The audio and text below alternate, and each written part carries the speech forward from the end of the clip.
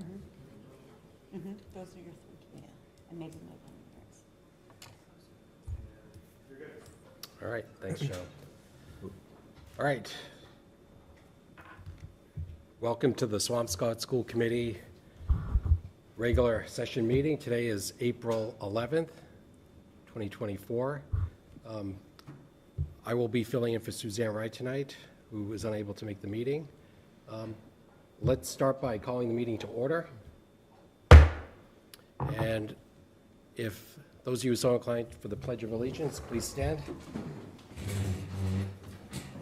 Pledge allegiance To the flag of the United States of America and to the republic for which it stands, one nation, under God, indivisible, with liberty and justice for all. All right, so turn it over to the superintendent for. There is no for love of learning tonight or awards or presentations, but we do have two presentations under the superintendent's report, so I think we can go right into committee comments. Okay. Amy, we'll start with you. I don't have anything official, so. Okay. I could start with Glenn if you want to think. If I think of something, All right, but I don't Glenn? think I do. Like Amy, nothing. Let me just keep my mouth closed. However, I do actually. I'd like to introduce assistant coach Robert Hopkins of the boys wrestling team, Swampscott and Marblehead. Coach Hopkins had contacted me with some really interesting information about the possibility of starting a girls wrestling team.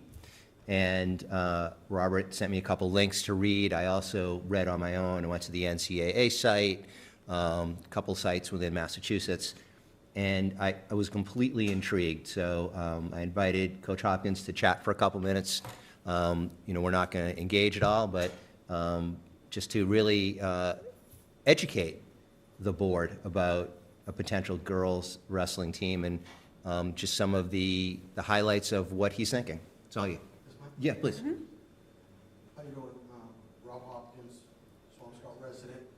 Actually grew up on the same street as Glenn. I just want to make sure that that's on. Is that picking up? Is that, it doesn't sound like it's on. I think it's on the bottom, maybe, or nope, okay. Takes a couple minutes. Oh, it is? Sorry about that. No, I think he just turned it Oh, on. okay. That's okay. Also, it's for at home. Yeah, I want the at-home folks to hear it. Yep. So I'm here to talk about women's wrestling. It's just been taken over by the NCAA and deemed the fastest growing sport at the NCAA level. At the high school level, in the last 10 years, the participation numbers have quintupled, and from 2022 to 2023, in that one-year jump, they doubled alone. 45 states have recognized girls wrestling at the high school level with championships. Massachusetts is one of them. The last 2 years, they've had divisional championships. In wrestling, there's 3 divisions, and there was a Division 1, 2, and 3 girls championship. The nationwide studies, USA Wrestling, they say the uptick in participation rate when girls know they're going to wrestle just against girls is up to around 145%. So 3 girls. For every 1 girl you see wrestling with the boys, there'd be 3 more girls wrestling if they were wrestling just against girls. Both my boys wrestled. My youngest son is still wrestling. He's the captain of the Bridgewater State team. I've watched this sport transform teenagers' lives.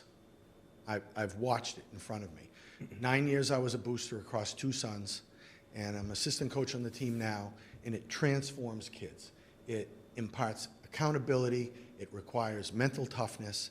It really explains to kids how to have a plan. And those are all transferable life skills. So currently Marblehead's been hosting the co-op with Swampscott for the last 25 years. And it's been an awesome program. And the 400-win wrestlers across those 25 years, they all happen to be Swampscott kids. And their banners are hanging in the gym. All right? We've got talent in this town, and this sport shows girls that they can be strong in their own space, they have their say, and they can be heard. and they can show it. And they're not just, wallflowers to be sitting there on the sidelines. They can get into it and they can mix it up. And it's a life lesson that takes you well beyond high school. So anything that the school committee can do in terms of exploratory work, I'll avail myself to you if you need any information or want any more direction, any websites. But in terms of an all-girls program, and maybe Swampscott hosts the co-op with Marblehead, and then we have a real program that's covering all genders. And if girls want to wrestle with girls, I have boys, but I totally understand that. And they should have an opportunity to do it. And right now, we had a girl on the team this past year, but she's wrestling with all the boys. I give her all the credit in the world, but that's not all the girls. So I was just going to ask, how many girls have been on the Marblehead Swampscott team? You said one last year? I believe in 25 years, we've now had 4 girls on the team. Okay. And 2 in the last 3 years. Okay, that's interesting, thank you. Can you share what Mr. Hopkins shared with you with all of us? Yeah, sure. I will absolutely send it to everybody. Right. And then again, on my own, I was really curious about on a Division I NCAA college level, and it actually was phenomenal. This growth in this sport that before Coach Hopkins had reached out to me, I did not know existed, and doing a lot of reading. On both some of the high schools in Massachusetts and elsewhere that have this sport, it's really empowering. You listen to some of the coaches. I'll excuse me, I'll send a couple of YouTube links as well. Some of the coaches who they feel that their students and their student athletes are so empowered, and they're doing studies on grades for the women who participate in this sport. And for some of the women who were actually talking in some of these videos, it's really has been transformative. Girls, young women who may have never found a sport that they felt a part of, and yet they've taken to this sport to heart, and they really work hard. And a lot of communities have their boosters, and as Coach Hopkins said, there's now state championships. It was really eye-opening. It really was, and I will definitely share with the full committee, some of the links that I had, and I know, Amy, you and I have talked a lot about, equality and all that, and that was the first thing that popped into my mind when Coach Hopkins, sent me, when I reached out to Coach Hopkins, we were talking on Facebook, and first thing I thought of was our conversations of the past is equality. I mean, and yes, there are some girls who want to, who participate in the boys' team, and that's fantastic. But it would be a really interesting idea to see if there is the volume of students to have a co-op girls team, to give girls an opportunity to do the same sport on, again, girls versus girls. And so I was just really impressed, and I really appreciate Coach Hopkins coming and just chatting a little bit about it. I appreciate the opportunity. Thanks very much. And I just don't mean to sound ignorant, but clearly I'm not an athlete. Wrestling is a winter sport, correct? So when Correct. you were thinking of timeline, I'm just thinking It's a winter sport. Okay, okay. Can I ask you some questions? Sure. First of all, I want to say thank you for calling it women's wrestling and not girls wrestling. I really appreciate that. From a practical standpoint, with a co-op sport, I'm just not familiar with it at all. How does it work, and how do you? Are there always sort of relatively consistent numbers of participants from both schools, or is there kind of a Sure. seesaw? I've been associated with the program since 2012, 2013. That's when my oldest son was an 8th grader, and he actually was able to wrestle for the varsity on a middle school waiver because their numbers were that low. Now, we had 32 kids registered this past year. We have a team. 3 years ago, in the middle of COVID, when they had to push their season from the winter to like May and June, they went undefeated and they won the Northeast Conference. So the team is in a very good era relative to the span of 25 years that they've been in existence. As a co-op, Marblehead is the host school, and I'm sure the athletic director can fill you in on all those particulars, but there is, we laugh because on Thanksgiving Day game, Thanksgiving morning, football, they're ready to beat each other's brains in, and then the Monday after that, they're extending arms and pulling kids from the other town off the mat. who they were just battling with the Thursday before. So it's really cool. We have a lot of Marblehead and Swampscott kids who have become very good friends and maintain that relationship, and it's great to see that as well, that when they realize it's just, they're the same, they're just wearing different color laundry, which is more of a life lesson that I'm not sure is really promoted at the high school level. It's still, How many kids are on a wrestling team generally? there's 14 starting positions. Okay, Or weight classes. And on the boys' side, which they now call mixed gender because girls can wrestle there, you go from 106 all the way up to heavyweight, which could be as heavy as 285. And you got another 12 weight classes in between. So we take all shapes and sizes, and we train them up. We just expect mental focus and keep working until we tell you to stop, and we'll give you all the clinical instruction. And kids love it. We've seen kids come on, first-year wrestlers, never wrestled before, and they come on and it clicks, they figure it out, and they work hard. so this might be a question for Ms. Wolf, I'm not sure, in terms of having do you call it boys wrestling or do you call it co-ed wrestling currently? Well, it was always called boys wrestling, but this year at the Division II state championship, I heard it referred to as mixed gender. Mixed gender, okay. So in order to form a girls' team, would it need to be a second team, or could it be? It would be I would imagine you'd have a team that with the express purpose of wrestling other girls' teams Just like tennis. Yeah. Right. And, Yeah. Right. yeah. or anything Okay. else. Right. Yeah, I mean, I think it's really interesting. Off the top of my head, my first thought always is budget. Right. But, to your point, Glenn, I think that, the more opportunities for all of our kids, the better. Right, it's exactly what I thought of. I mean, it's just something, after, Coach Hopkins, I think I'm repeating, Coach Hopkins and I, switched messages, the first thing I thought was, this could be a group of young women who we may be missing. And, going down the road, if it's a winter sport, I think it's just really something we should ask the AD to take a real hard look at. The only other thing I would say is, because it's a co-op sport, we don't hear about you guys as much as we hear about some of the other teams. And especially, it sounds like you have a lot of. I retweet everything about the wrestling No, I mean team. here. Well, no, I mean here. it's, I mean here. Oh, So yeah. like, we get a lot of teams who come. I was going to say, I do before us. read a lot about it, right? Right. No, not a criticism, but Yeah, we haven't it's, seen you guys, so. Coach Before Stamison, us, yeah, yeah. Coach Stamison, the head coach, is pretty good about getting stuff in the item and the reporter and whatnot. I'm not sure how well it flows down to either of the high schools. I'm not in there during the day. Yeah.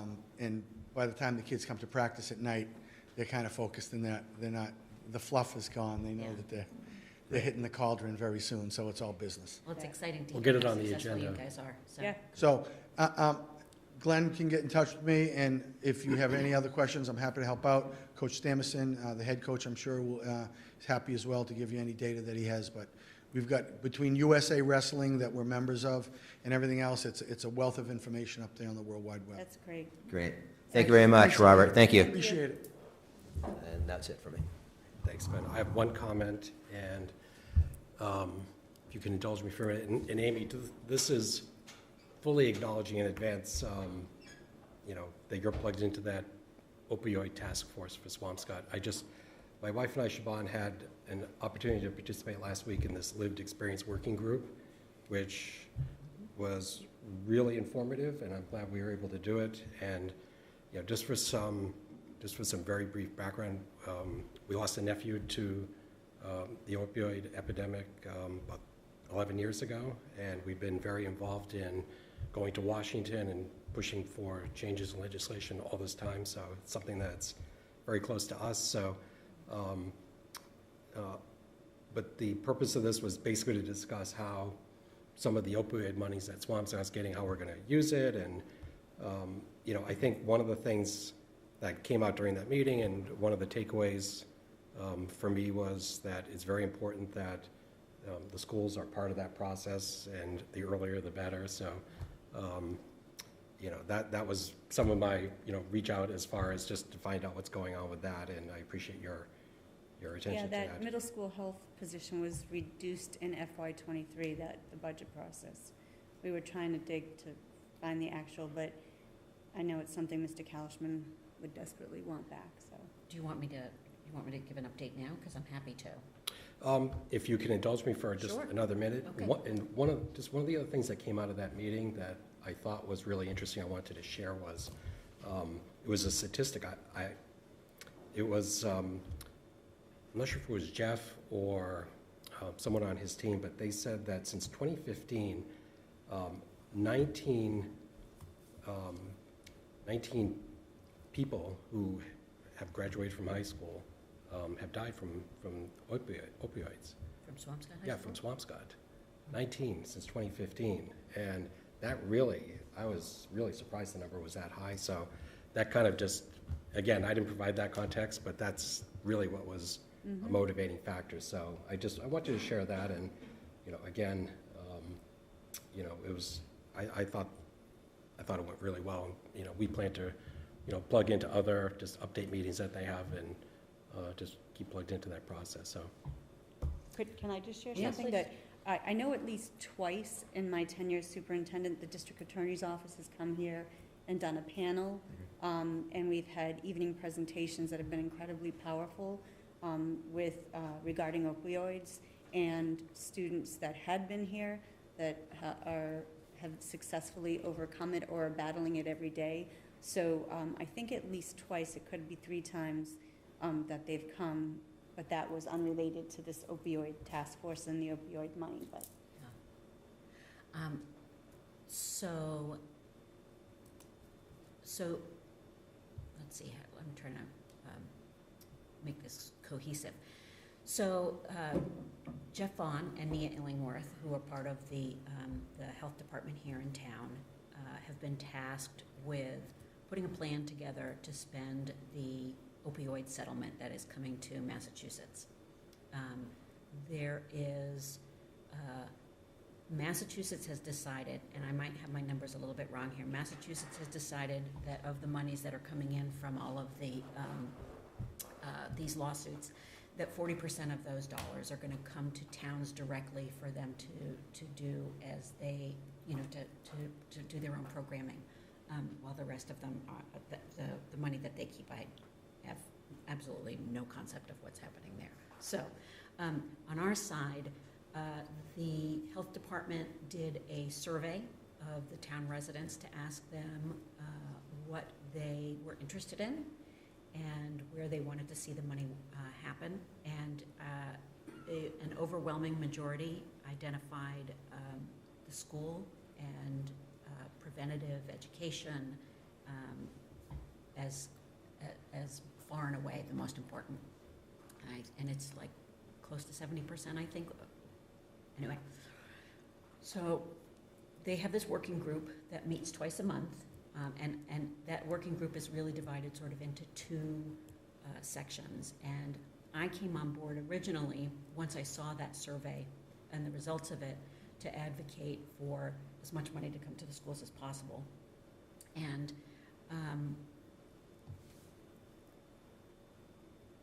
I spoke with the superintendent about it, about sort of how I should approach this, because I didn't want it to be a school committee thing per se, and I wanted to be very mindful of the fact that the school committee is not pushing this, but at the same time, I think that we're in a really good position, particularly because of our constant advocacy for budget, to help that along. So there have been a lot of conversations, and Nia and Jeff have spoken to a lot of people here in the district individually. And we've heard, we heard names like Hadley Woodfin, who is our health teacher at the high school. I know that they've spoken with Sarah Kelly, who's our adjustment counselor, obviously Officer Wilson, who works closely with Officer Reen, who is involved in the sort of the opioid task force from the police department side. Anyway, what we've decided to do is put together kick off a meeting here, and it's interesting timing because, in fact, I spent most of the day talking to people.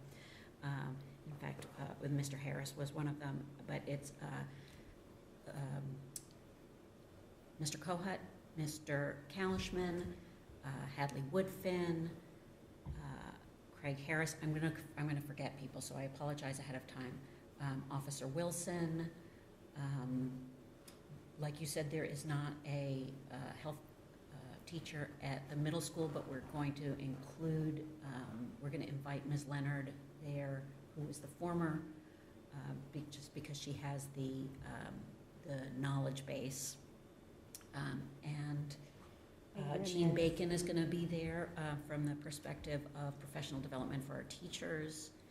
And basically, what we're looking to do is over the span of, I've heard two numbers. I've heard 10 years, but I've also heard 20 years that this money is going to be coming towards us, that we really want to put a plan together so that it's not like a last minute thing, but that we can have this money earmarked for the schools ahead of time.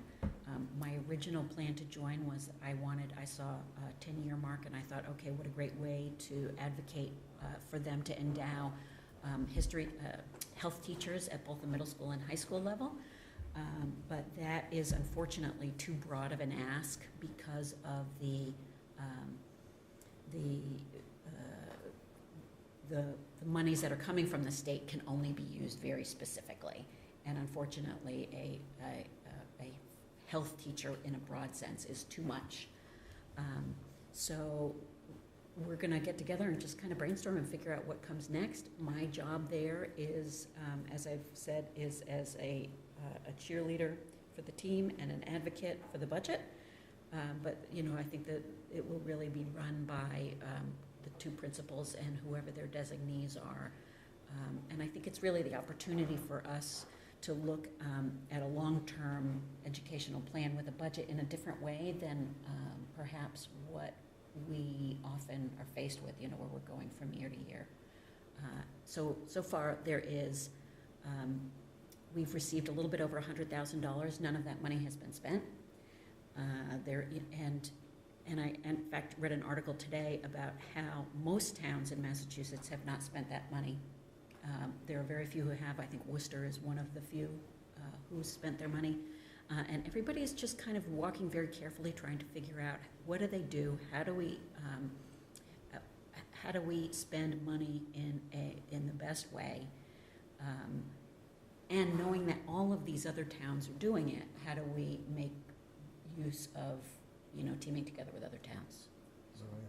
So it's a lot, but everybody who I've spoken with on the superintendent's side has been really excited about it. So I would imagine right now the hardest part is actually getting everybody around the table. And once we do that, I'll have more to report to you guys. Well, thank you. Thank you for the update, Amy.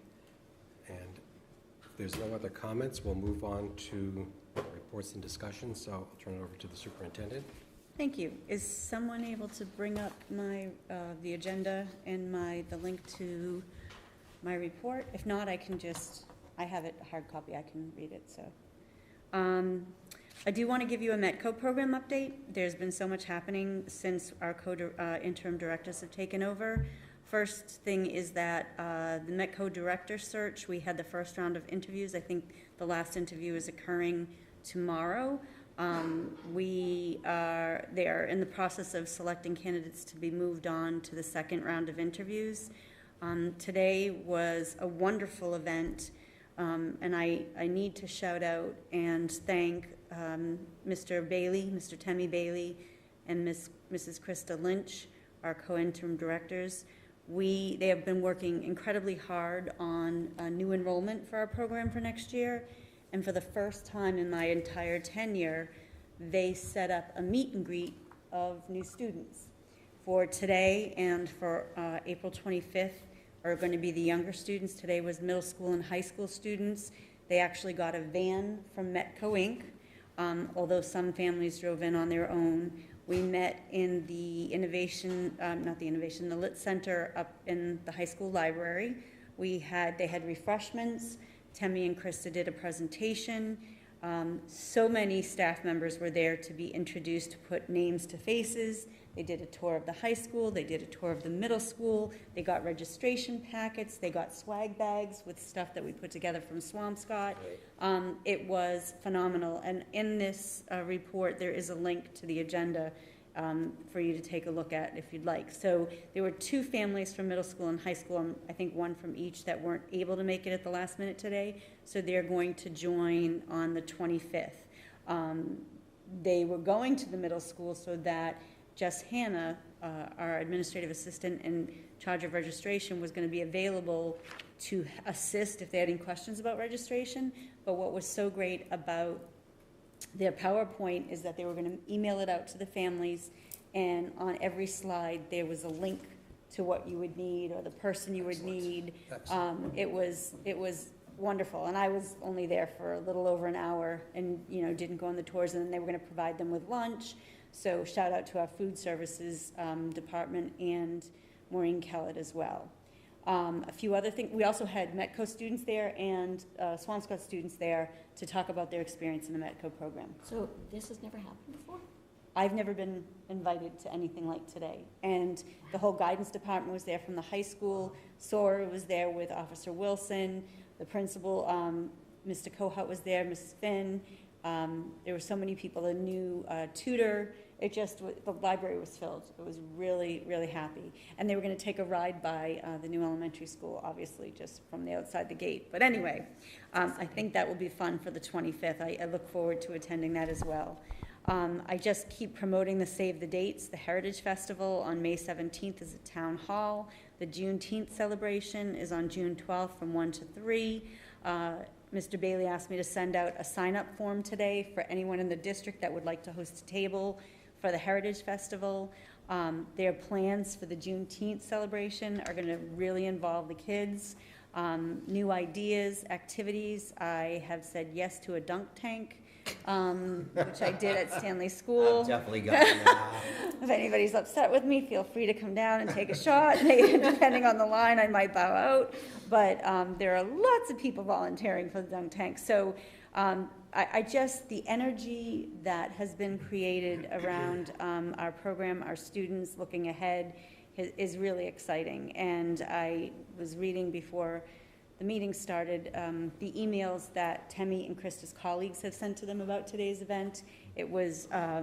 It's nice to know everybody is working really hard to build our program, to make everybody feel involved. Actually, I forgot one of the most important. Mr. Spelios was there on behalf of Family Friends to talk about connecting these students and families with friends in Swampscott, so that in the event it's needed, lunch or somebody's not feeling well, Family Friends are available. So it was really a wonderful morning. Just a little bit of an update on Swampscott Elementary School. The last tour was today. We got our last group through. They were supposed to be last week, but we had those horrific winds and weather, and even though today was raining, it wasn't nearly as bad. We continue to work with our traffic consultants to come up with procedures for drop-off and pickup. We really are targeting knowing the numbers ahead of time of walkers, of bikers, of drivers, of bus. And so with retirement savings that we've been able to squeak out, we were able to secure a 4th bus. The 3 buses, if you recall, I have told in the past, were just the students we had to bus by law. And in order to make traffic patterns work and really not saturate the neighborhood the way we promised, if we get that 4th bus, we can go down to about 1.8 miles. And we're working on, again, sending out specific survey to only eligible families. I do believe it got posted online. I'm going to repeat that just one more Yes, time. I know, it was Not really. Yes. And can I just interrupt? Yes. Please, to anyone out there, as the superintendent's about to say, it is really to specific family. It's all you. Thank you. Yeah, by law, 2 miles or more, we have to bus. And so our original plan was those 3 buses, and the survey went to those specific families to say, are you going to utilize the bus? Somehow it ended on social media, and now there have been lots of phone calls to the business office trying to negotiate a seat on the bus, and it's really not negotiable. And even with the 1.8 miles, again, the survey is being sent to these families eligible only. The other thing I'm really excited to show you, and I did get her permission because it's an internal website. One of the things we did, because this is such a massive task, and I wish I could write down every day how much focus is on this new school, and it might feel like minutia, but everything's incredibly important. We came up with an idea of an internal web page for the elementary teachers and staff. And so if you click on that link at the bottom of, it takes you to an internal, only internal. And if you scroll down, teachers are able to ask a question, and you'll see at the top it says, I have a question. We've had that going since last spring. No, actually we've had it going since, last spring, almost a year ago. And so teachers can put in their question. It's a live document that's being answered constantly. Surplus furniture, frequently asked questions by staff. We have an FAQ page, and that gets updated. There's the video tour. This technology, we already have established our technology trainings for the summer and the new technology. They have a sign-up link here. They have the info letter that's attached here. If you keep going down, you'll see there's the furniture that they can get a look at for their typical classroom, and then we'll be putting floor plans. But this is an internal live web page just for the teachers and staff to ask any questions, to keep it going, to help them feel informed, where we can't keep having meetings, every other day to fill in their questions. So they park their questions, the live document gets answered, and the FAQ, the most asked questions are being put on the FAQ. And it's being utilized? Faculty's have. Oh, yes. We can go in and start updating after we've met some of the questions, and you can see somebody heard that we were updating and everybody's popping on. Like you see faces come up. So I have a quick question for you about Sure. the 1.8 miles. yes. Is that as the crow flies, or? No, it has to be, that's a great question. And I've learned a lot as we've started to incorporate transportation into our school district. It has to be a legitimate walking route. It can't be a shortcut through the woods. It has to be a legitimate walkable path or walkable route. It is not as the crow flies. So I would imagine that some of that is also dependent on the fact that not all pieces of the rail trail are open, because that would change it. Yes, it would change it, probably that would be, but it's not there yet, so it has to be an actual walkable route.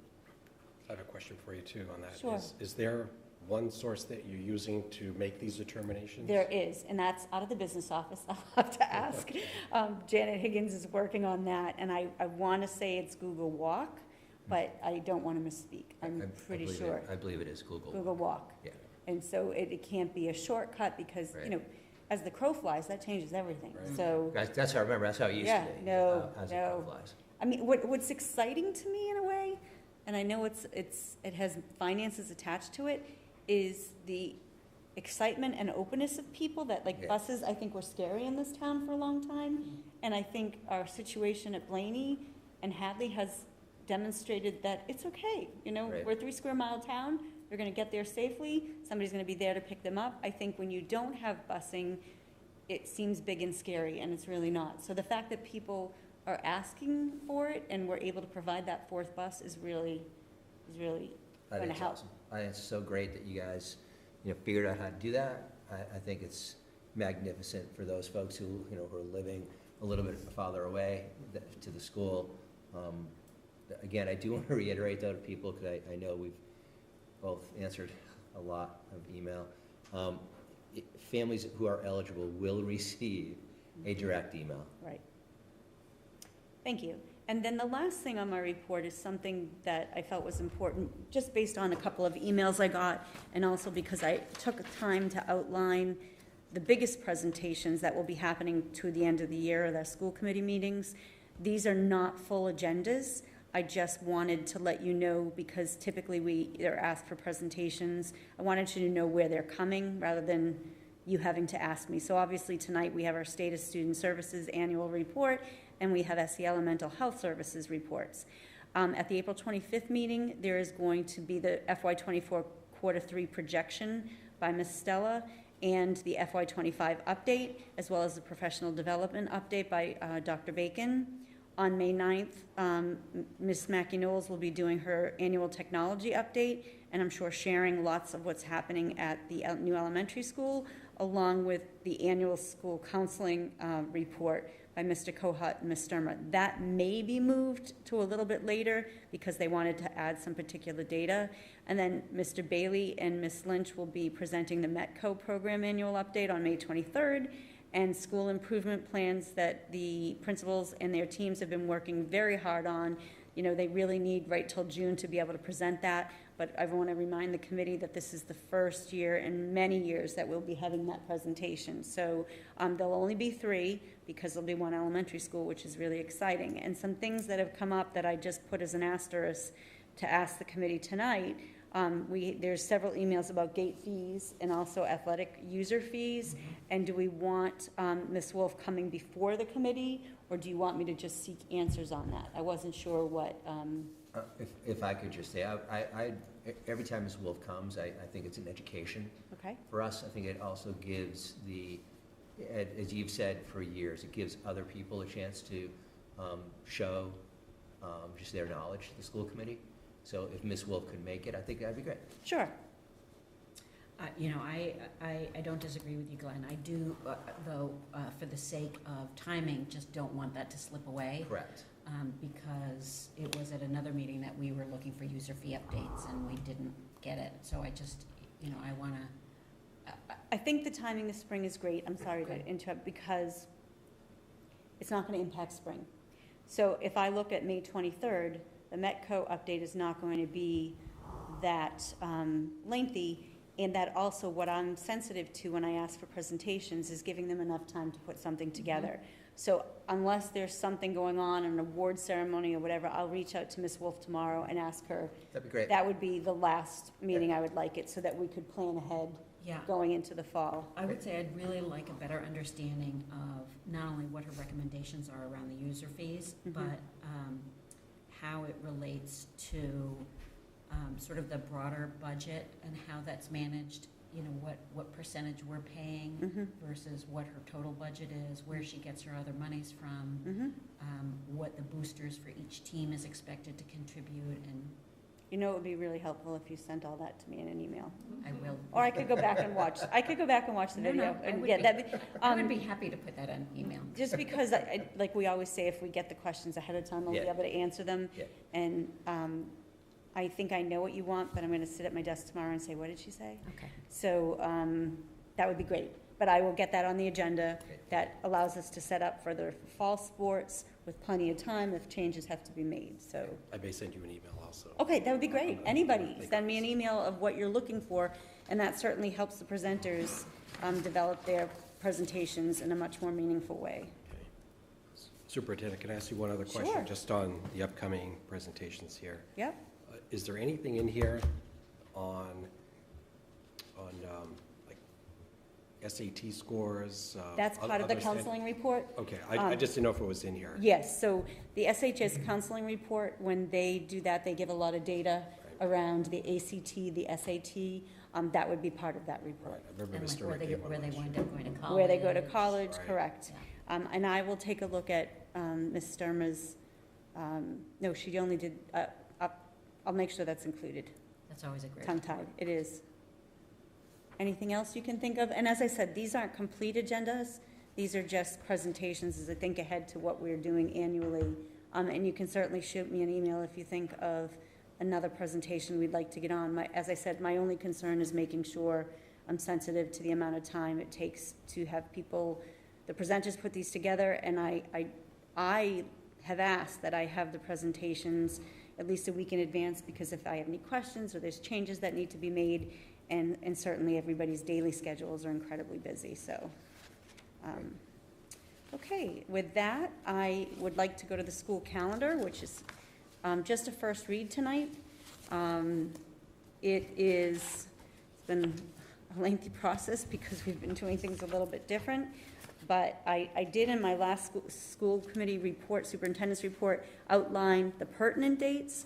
What is different here, I'm going to just take you through the whole thing because I end up jumping around and it doesn't seem complete. So in August, we have the first professional learning day. We have 2 of them on the 26th and 27th. And this year, we're planning to hold the convocation at the new elementary school. So that will be exciting. Excuse me, Superintendent, is there any way we can just put that on? I think it is linked to the agenda, so you could click on the agenda link and it will be up there. So from the agenda, just go to school calendar, early release days. You in or am I? I'm not in, I don't think. I'm not in either. I don't know who put up the last presentation. Must have, I don't think they have it up, sorry, Joe. Yeah, could you, if you don't mind? Thank you, sorry. So the first day for students is August 28th, but that is only pre-K and 1 through 12. It is not kindergarten, so it is like we have traditionally done it, preschool, grades 1 through 12. We are doing kindergarten screening on 3 days. They would be August 28th, 29th, and September 3rd. The other thing we're doing differently this year, and then I'll finish out August, is kindergarten visitation day is not happening in June as it traditionally does because we want them to see the new school. So it will happen right after kindergarten screening. They will come in and they will do their program and it's a visitation, not for the school, but it will be exciting for the school, but it is for our kindergarten program. The other thing I should mention, on the 26th and 27th, we have penciled in some afternoon family tours, elementary family tours for that building so that students don't go in the first day and, scared of this massive building. Ms. Sanborn is working with her team to schedule alphabetically small groups to come in and take a look at that. So kindergarten screening, August 28th and 29th, early release at the elementary only. This is one of those things that I mentioned at the last meeting that they came up with the idea of having early release days on the 28th and 29th, the first school days for elementary only, in order that the administrative team at the elementary schools could bring their teams together, maybe work out any small kinks that occurred, and really have that time before we come back after Labor Day to kick it off in a strong way. That's smart, actually. I think it is. Very smart. It still counts as a full day, so thank you, I appreciate that. So kindergarten students' first day of school is on September 5th. We are starting them later, as we've learned in the past years that works well. All the other grades go in. They come in at 8:30, so they're not in with all the fray and not overwhelmed. And so that August and September are a little bit different this year, but we're really pleased with the decisions we've made. October 3rd and 4th, we have no school for Rosh Hashanah. We have put October 9th, we have a professional learning day. We have kept the same number of early release days for professional learning as we had this year. There's 6. That does not include the parent-teacher conferences, so I understand families that struggle with the number of early release days, but also keep in mind that we're expanding the YMCA extended day program, where our capacity is larger at the new elementary school, and that we don't anticipate wait lists like we did at Clark and in particular. So I just keep that in mind as well. And then on October 14th, no school for Indigenous Peoples Day. We have a professional learning day on the 23rd.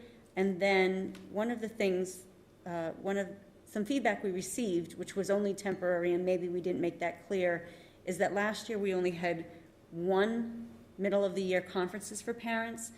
That was a 1-year glitch. We're going back to having them in the fall and the spring. So the first parent-teacher conferences for K-4 will be on October 30th and November 7th. November 7th. So there's a day and a night. So there's an October, and then I believe it's also in March. So as I said, feedback from parents was, January was too late for conferences. We recognize that. That was a one-year change. We're back to fall and spring conferences for families. We have middle school conferences on November 13th and 15th and 19th. And so those days, they have day and evening conferences.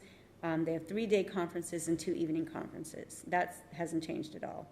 And then on November 27th, the day before Thanksgiving, there's an early dismissal, and that is one of 2 days where no lunch is served.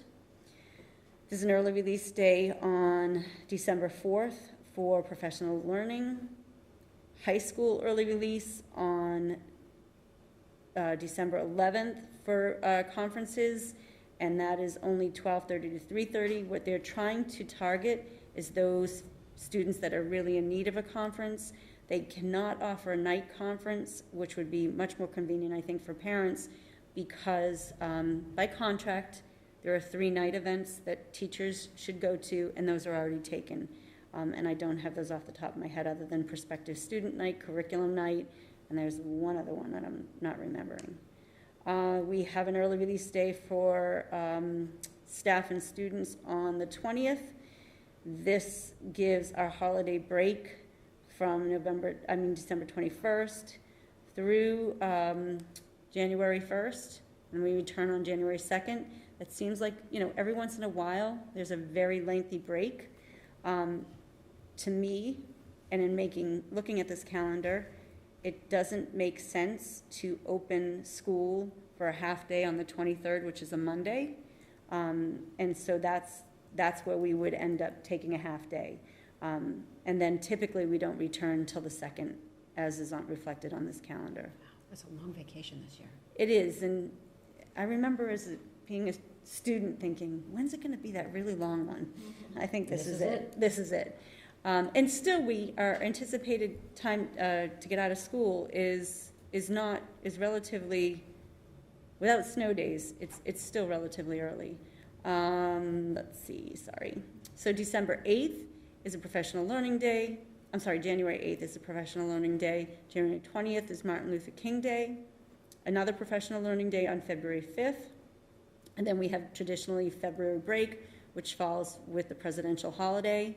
That's standard. March, we have an early release day for professional learning on March 5th. And then those elementary conferences again on March 12th and March 20th. That needs to be read, sorry. And then on April 2nd, we have a professional learning day if needed. Now, that was confusing this year. What we found in the past is that when we used to have snow in the winter, inevitably we would have a snowstorm on a professional learning day that's scheduled. So we have started to use an April date as a backup to and so on this year it was supposed to be April 3rd. We didn't need it. We didn't use it. And so we will get communication out well in advance if that's going to be a full day. Great. And then we have Good Friday on April 18th, April vacation with the Patriots holiday, the 21st through the 25th. May, no school for Memorial Day. And June, there is, I forgot something. I did forget something very important, and I'll talk about it when I get to June. I mentioned this, I believe, at the last school committee meeting, but, and I think the committee supported this. I am closing the high school on Tuesday, November 5th for the presidential election. It is, April 30th, we have a town election. Maureen Kellett, another shout out to our food services director, who is renting a grill to do a cookout for the kids, so they're far away from the voting. And what we've discovered, if there's good weather, that's fine, they can go out there. What I'm very concerned about is the safety. This is. And what day is that? Tuesday, no, what day, this is April 30th of this year, is a town election. Oh, okay. But I'm referring to the presidential election. I really, if the weather's inclement, I expect a big turnout. I expect potential demonstrators, even though they can't come on school grounds, they may be down the street. I think in speaking with Mr. Kohut and Mrs. Finn, we all agree that staff and students should not be here. It just changes the end of the year calendar for them by another half day. However, I also want to remind the public and the committee that there have been many years where Hadley has gone for an extended period of time due to facilities Roof issues. blowing off, Yes, or- yeah. facilities issues. Stanley, we lost power at once. So I don't know, Glenn, you come to mind with this dilemma, and it was with the inauguration of President Obama. Do you remember the conversation we had? I'll remind you. I was nervous, and maybe I'm too. Oh my God, that's I'm too conservative. I was very worried about them focusing it on it in the classrooms. I Right. felt like it was going to be a challenger moment where something was going to happen on TV that our kids were going to be scarred from. And I was very concerned. And maybe this is too conservative, but I would rather have them come an extra half day, those that will come, than be regretting having all the students and staff in the building on that day. I think that is just a smart thing to do. I mean, just given that. Are we talking about Inauguration Day? No, No, we're talking, I was relating it to the November conversation Yeah, that we had. that was the, It again, was President Obama's even though it was inauguration. only, 12 years ago, it was a different, there was a lot. But I'm not sure what the question is. There's not a question. I was trying to relate it to, I was concerned as the first African-American president that something bad was going to happen at the inauguration. And so I was very conservative and asked the teachers not have the kids view the inauguration. So there I was conservative, here I'm being conservative, and maybe I'm being over-conservative, but I'd rather err on the side of caution. Here meaning The November Election 5th, Day. yes. Oh, I, Yeah, I completely agree. Just a lot cleaner. yeah, I think even, Parking, Yeah. Parking, it's gonna be a huge turnout. I think it was Ms. Lau who brought it up to us, and I completely agree. I do Yeah. not think that, first of all, I'm glad that it's out of the middle school. I think that was always a bad choice to have because of the way that the security is there. I just don't think the kids should be in the school during elections. I did mark down, though, that we don't see anything next year in, I think it's April or May for the local elections. I know that you and Max and the town are talking about potentially moving it, but I think it would probably serve us to at least have it on the calendar. we may not have that date yet because Jared gives us from town hall, but I will check on that one. Okay. So an April date. I will definitely check on when that one would be. I mean, it's pretty traditional, so they must know that. So in terms of the end of the year, if it says early release day on June 13th, because, let's see, second to last day of school, and then an early release day on the 16th, because that's the last day of school. The high school's last day of school would be on the 17th, and that would be, they would have those last 2 days as early release days. Obviously, we're closed for Juneteenth. With snow days, you're looking at the 23rd, 24th, and 25th. But, so that is late, but I hate to jinx us, but I'm not sure we have a true winter anymore, so. So, in terms of Juneteenth, this year we're celebrating it early. We are because we want the discussion between Mr. Bailey, Ms. Lynch, and Mrs. Strauss and the rec department was they really want the student involvement. Yeah. And what we requested, last year it was done on a full day of school, and so they worked really closely together to pick June 12th because it is an early release day this year, and we can have crowds of kids walking down to town hall together. This year, This but year. not 20. So when we work on this one, we likely would do it on the 13th again, having So it. it would be a full day of school and the programming would be part of No, our school? we pick an early release day. Okay. So this year, the 12th is an early release day. Therefore, that allows our students and our staff to walk down to town hall and really participate in it. And so we probably would do the same thing again next year. I would just say, is there a possibility of doing it on a full day so that that's part of our programming? No, because, oh, I see what you're saying. What, That would sort of induce kids to be there. true. I'll look into that. I'll discuss that with Mr. Bailey and Ms. Lynch. What happened last year is that it was at the end of a school day, and our kids were getting on buses, and everybody was going Yeah. home, and there were athletics. I see what you're asking, and I can certainly ask that So question. that it's part of our programming as Right. opposed to just a volunteer. Right, I can ask that question. So please email me any questions. I will look into that April election date. I need to definitely confirm those professional learning dates with Dr. Bacon. She was pulling a committee together. She and I went over those as tentative professional learning dates. We stuck to very similar dates as this year's calendar, the 23-24 calendar, but we'll bring it back to you on the 25th for a final vote. And Yom Kippur, when is that? I believe it falls on a weekend, which is why it is. Which is why it's not on the calendar? Right. Okay, Yes, if it's not on the calendar, then it falls on a weekend. okay. But I will ask that question about Juneteenth. Thank you. And now, the highlights of our evening.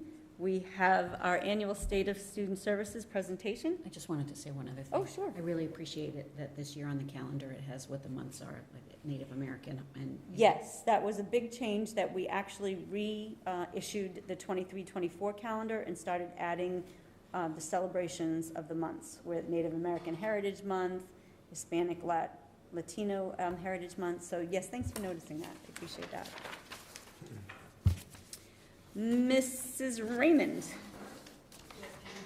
Everybody, thank you for having us for the State of Student Services again. I do want to highlight quickly just some members of our team. Obviously, I have Craig Harris today, Director of SEL and Counseling, who's going to do his presentation after this, and Erin Wilson, our Associate Director of Special Education. We also have Jess Hanna, who's our Administrative Assistant, who is doing a wonderful job with registration, which I really think was great that the superintendent had that idea to wrap it into our office. It's been going great. We also have our team chairs, Mercy Duffel at the high school, Christine DeJalonis at the middle school, Shannon Rowe at the elementary school, Alyssa Brothers is the director of the preschool, all amazing team members. Wendy Chalik is our dyslexia specialist, and Liam Hurley, who is our CPI, which is the Crisis Prevention Institute, trainer and organizer and evaluator extraordinaire, I guess is what I would say. So it's really a great team. Did I forget? I don't think I forgot anybody. Did I forget anybody? Okay, I don't think so. But if I did, and our teachers, obviously our teachers, our ABA tutors, our ESPs, our school psychs, we just have a great speech pass. It's an amazing team that I have the privilege to work with. And I was just thinking, I think this is my 9th year in this position here. Maybe 23 years I've been here now, so it's a long time. It's a long time. So let me get started. Obviously, what is our mandate? We have 2 fundamental requirements. Children receive a free and appropriate public education in the least restrictive setting. These are the fundamental questions. I did not come up with this myself. I just am so fortunate to have been part of a leadership institute. This is Dorsey Early, who was a former special education director in Wellesley and also kind of a guru in the state. But the questions we ask are: what's best for the student? What's the student's entitlement? Those 2 things could be different. And then most importantly, what's the best allocation of the district's resources? So we ask ourselves that daily in our positions.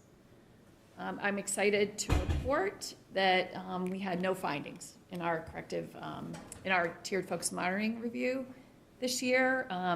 It is something you have to plug publicly onto the website. You can look at other districts and see, most districts do have some corrective actions, which can be very time consuming, are good to do because they do make you better, but I feel like we've gotten things so tight here and run so well that I just am thrilled to say that, and that's because of the team that we have. So it's very exciting.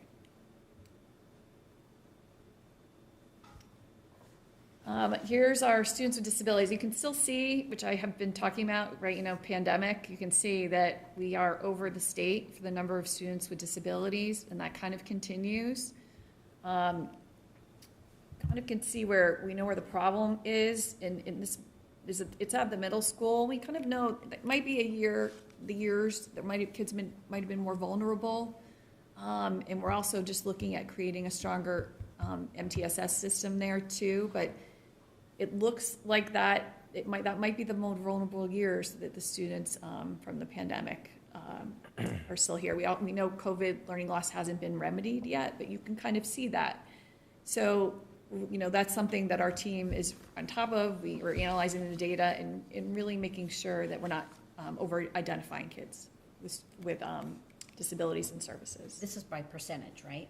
This is no direct number, Oh, number of students, but you can see that blip in 7th grade, right? 7th grade, you can see how those numbers are I all see. Okay. all a little higher there. And then you can kind of see, so should, if our normal percentage is around 19 or 20%, and you can see our elementary, 19% of our students are IEPs, middle school's 25, and high school's 19. So we can really see where is that kind of a bubble year, what are we gonna do to remedy it? It does not mean that there are more students in Swampscott who have disabilities, right? It means that we probably have over-identified some students with a disability, or if they have a disability, maybe they could be on a 504 plan, but right now, the best services that we could do happen to just be through special education, right? And so that's kind of what's happened, but it definitely is related to the pandemic, too.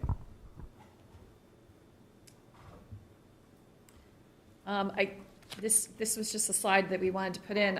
Despite our numbers increasing, which they have, our students with disabilities right now we're about 500.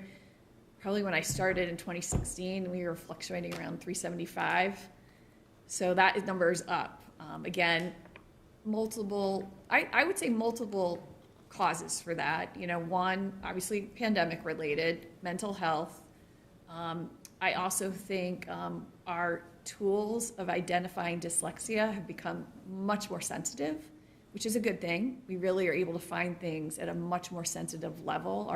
We have paid for some independent evaluations in the past year, and our team does the best evaluation by far of any, even coming out of hospital settings.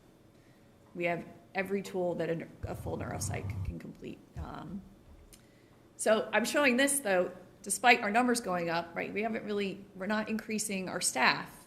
We really are become, it's more programming and professional learning and curriculum and systems and organization that is how we're addressing it, which is really important. It's not just people saying, oh, we need another person.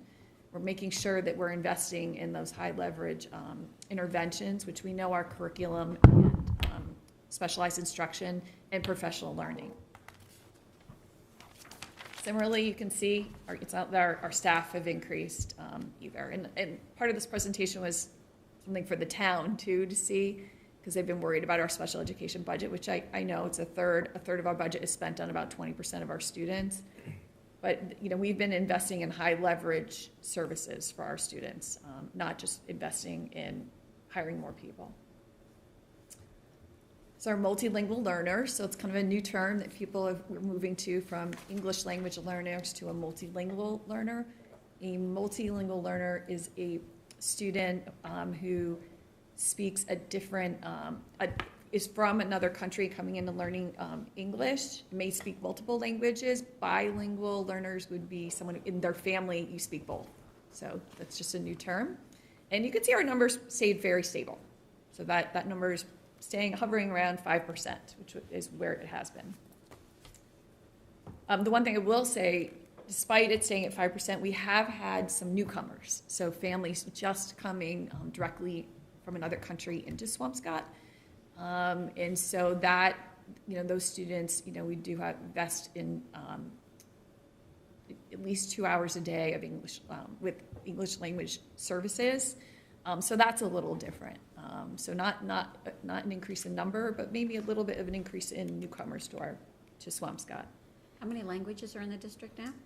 I think translations were at 9, but we have many more languages than that. Is it? 28 comes to mind, Yeah. and I know it's more than 28. I think it's like 32. Yeah, it's high. Yeah, I remember like 5 years ago it was 22 or something. Yeah, it's high. Yeah, it's very high. But The tools must be incredible. Well, why I don't have the number solid anymore is because That's every day. Yeah. Because Parent Square does it. So Yes. Right. whereas before we were sending them out in Google, and I had a list under my desk blotter about how many languages we had to translate everything to. That is one of the most beneficial things I believe in Parent Square is the automatic translations. Right. Yeah. That too. We also invested, thanks to Latanya, who Oh, I was going to mention is the that. pocket talker. It's a tool that looks like a cell phone, but basically you speak into it, you pick the language, and it will automatically translate right away into a different language, into that person's language, and then they'll speak back, and it will then translate back into English. So what and that Dr. Bacon uses it Yes. for teaching. I mean, it's amazing. But what that translates into for registration is that Jess Hannah uses it, whereas in registration before, we'd have to pull a language teacher from the middle school if they just happen to be Spanish and have somebody sit with us and translate the registration. This Pocket Talk is a small device now that is helping and assisting with registration incredibly. And there's several around the district, I think. How much does something like that It's cost? like So about $200, which is really, yeah, I know, so Pocket inexpensive, and we're looking for grant funding. I have a grant, I'm hoping the state will approve it for us to buy more. It's helped with instruction, so for students who are newcomers, that know Just- no English whatsoever. yeah, having their ELL teacher be able to speak hear their language right away, it's just an amazing tool. So that was brand new this year. I'm really excited about that piece. It's been a game changer for, I believe, registration. Just as fabulous anyway, but now as you say, a comfort level. That's new this year? It's New. Mackie Knowles brought it to us, tested it, we got it in right away, and now we're trying to figure out other ways to It's expand. exciting. Yeah, for meetings, I think the LPAC, which is the Parent Advisory Committee, I know they can use it during those meetings. It's just, yeah, technology is like a game changer for helping our families feel welcomed here. So that's great. Here's our low income percentages. That stayed very stable too over time. I mean, big increase after the pandemic, and actually then it seems to be stabilized after that. I put this slide in. This was just something I'd done for the we were talking about the financials. I know people like to look at our comparables and tend to look at Linfield, Marblehead, maybe North Reading, but you can kind of see we have a higher socioeconomic percentage in Swampscott, and we're kind of in between a Beverly or Saugus. Not it's a much lower percentage in those towns, and I just wanted to bring it up as for what is the demographics of our town and what services are we providing. So we can kind of see that graphic. That light orange are students with disabilities who are also low income, and then you can kind of see that section across. You can kind of see we're in between Marblehead and Beverly. So I wanted to, this is a rubric where we are under IDEA, where we have our evaluated, and they look at data for this. And we are meets requirements. That's the highest level you could be considered, but we do get scored. And I know I'm a type A, so I want the best score, which I still have that problem that I've had since childhood. But our annual dropout rate is good, right? And I will say one thing I'm incredibly proud of here is that we don't give up on our students. Like we have a couple kids who graduated at 20 and 21 and may have done some online classes to get there. That's a little bit unique to us.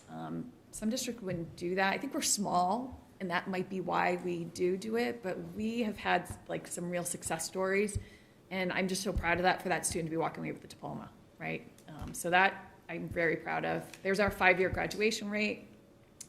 Our state education plan, this is our low score. Again, this kind of fits into that data. It's our grade 8 MCAS scores for ELA. And it's a score based upon the percentage of difference between our students with disabilities and our students who don't have disabilities in their performance on the 8th grade ELA MCAS. But what Dr. Bacon did, and I work closely with her, when we look at the MCAS scores, the middle school is just depressed across the board compared to elementary and high school. We're still above the state, but our advantage over the state is less at the middle school. So, when we kind of do a root cause analysis, okay, well, what do we do? Well, it's not that I need to invest in more increased number of special education teachers or a new program. It's actually, we have to look at the gen ed curriculum, right, and invest there. And I think how nice to be in Swampscott in a level like I'm talking gen ed issues right now, and and investing in professional learning and curriculum for our middle school staff. They've done an incredible job helping our students navigate through the pandemic and get to where they are. But now, now it's time to like talk about that learning piece. So that's kind of an exciting piece to be, and that number's going to change, right? I am confident because it should be higher, right? It should be higher. There's no reason it should be there. So I know that that's probably the issue, and I know Dr. Bacon's on top of that, and we're going to work all closely together to make sure our co-teachers in special ed are also well trained in the new curriculum that they pick. The next indicators are about inclusion. We really do embrace inclusion with our co-teaching and our K-1 model. But I will say it's a little more, the state would like it to be about 75%. I think that is a geographical issue for us by what schools we're located next to. We are located near Landmark, Hopeful Journeys. There are some really popular and good programs in the North Shore that you don't see in some of Western Mass. So I think that's why it's a little bit lower. But I think it's where it should be. So I don't see that is an issue. Martha, the second numbers that are in the right column, Yeah. like, is that the number of students? So no, those are percentages. So the rubric score is the number in the parentheses. So Okay. That you want to be between a 4 and a 6. Okay. Some of them 4 is the top score, but the 1 is where you can see that's our 1 score that is lower. The rest of the scores are right where I want them to be. Okay. The next one is about discipline, identification, disability. We have not been flagged as a school who identifies students who at a higher level in terms of race or ethnicity. So that's a good thing. Like we're where we should be there. Indicators 11, 12, and 13, those are about compliance with special education timelines. We weren't reviewed on that this year, but that's something that I have no concerns about. We've never been flagged before, and that it just wasn't reviewed this year. And then the next piece are the number of findings through PRS complaints or OCR complaints, and we've had 0. This is for last year. And then the next score they'll look at is, if you do have a finding, well, it really is an extensive process, what you go through when you have a PRS finding, or what you have to show. I know the superintendent just saw 8 emails that I sent off with attachments that were too And big. I believe the school committee got this is the problem resolution system, and we have an ongoing one where we did have findings. It's a lot of work. It is a lot of work. And Yes. so when we mention PRS, if people, if families feel that we're not doing our job, they can register a complaint with DESE, and if there's a finding, we have a corrective action. And yes, I think Even in the beginning, like if someone, when someone called, and it serves its purpose because it certainly is a way to find out, hey, is there something we could do better? But it is a lot of work. Even when one's filed, the state will come back and say, okay, Swampscott, you please give us an entire year's worth of communication and reports and and I view it as like a story, so I make sure I pull everything out and the story is clear of what occurred. So I do know we'll have some on this when I'm back next year, I'll give you a preview. Oh, we'll have some next year. Yeah, there's probably 3. No, I thought you Consent, had, okay, so then you just, I did, because yeah. I think there's one that's Yeah. currently ongoing that you had mentioned to me the other day, but maybe not.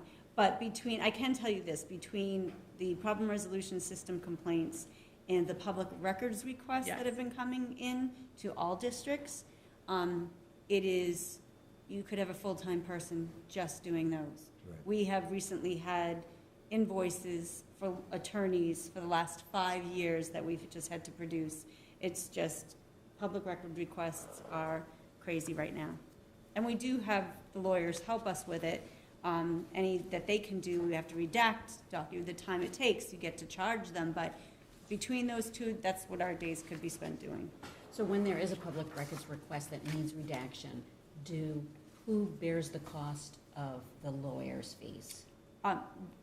The person that does the public records request, we have to estimate the number of hours, we tell them what it's gonna cost, we do not start that work until we get the check.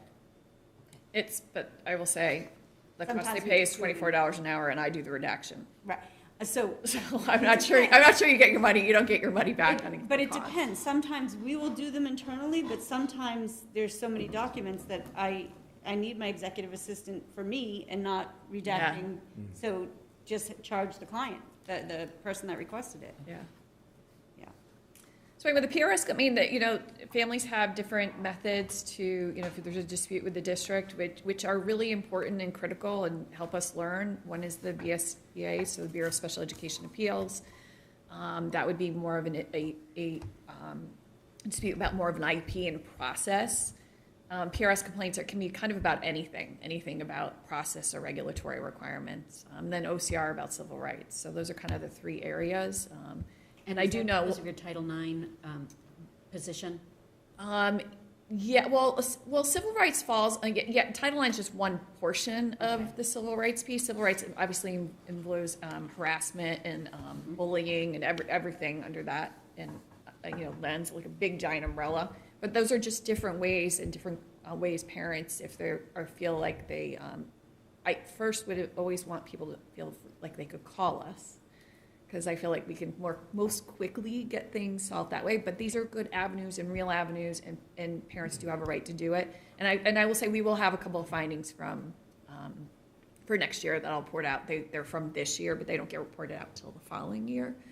And we go through a corrective action process, and and I'll do a presentation, which I did at the middle school and high school, presentation for them and a training. So there's something good about it, but it's a lot of work, and I think the state does it for a reason, right? Make sure we're doing our job, which is a good thing.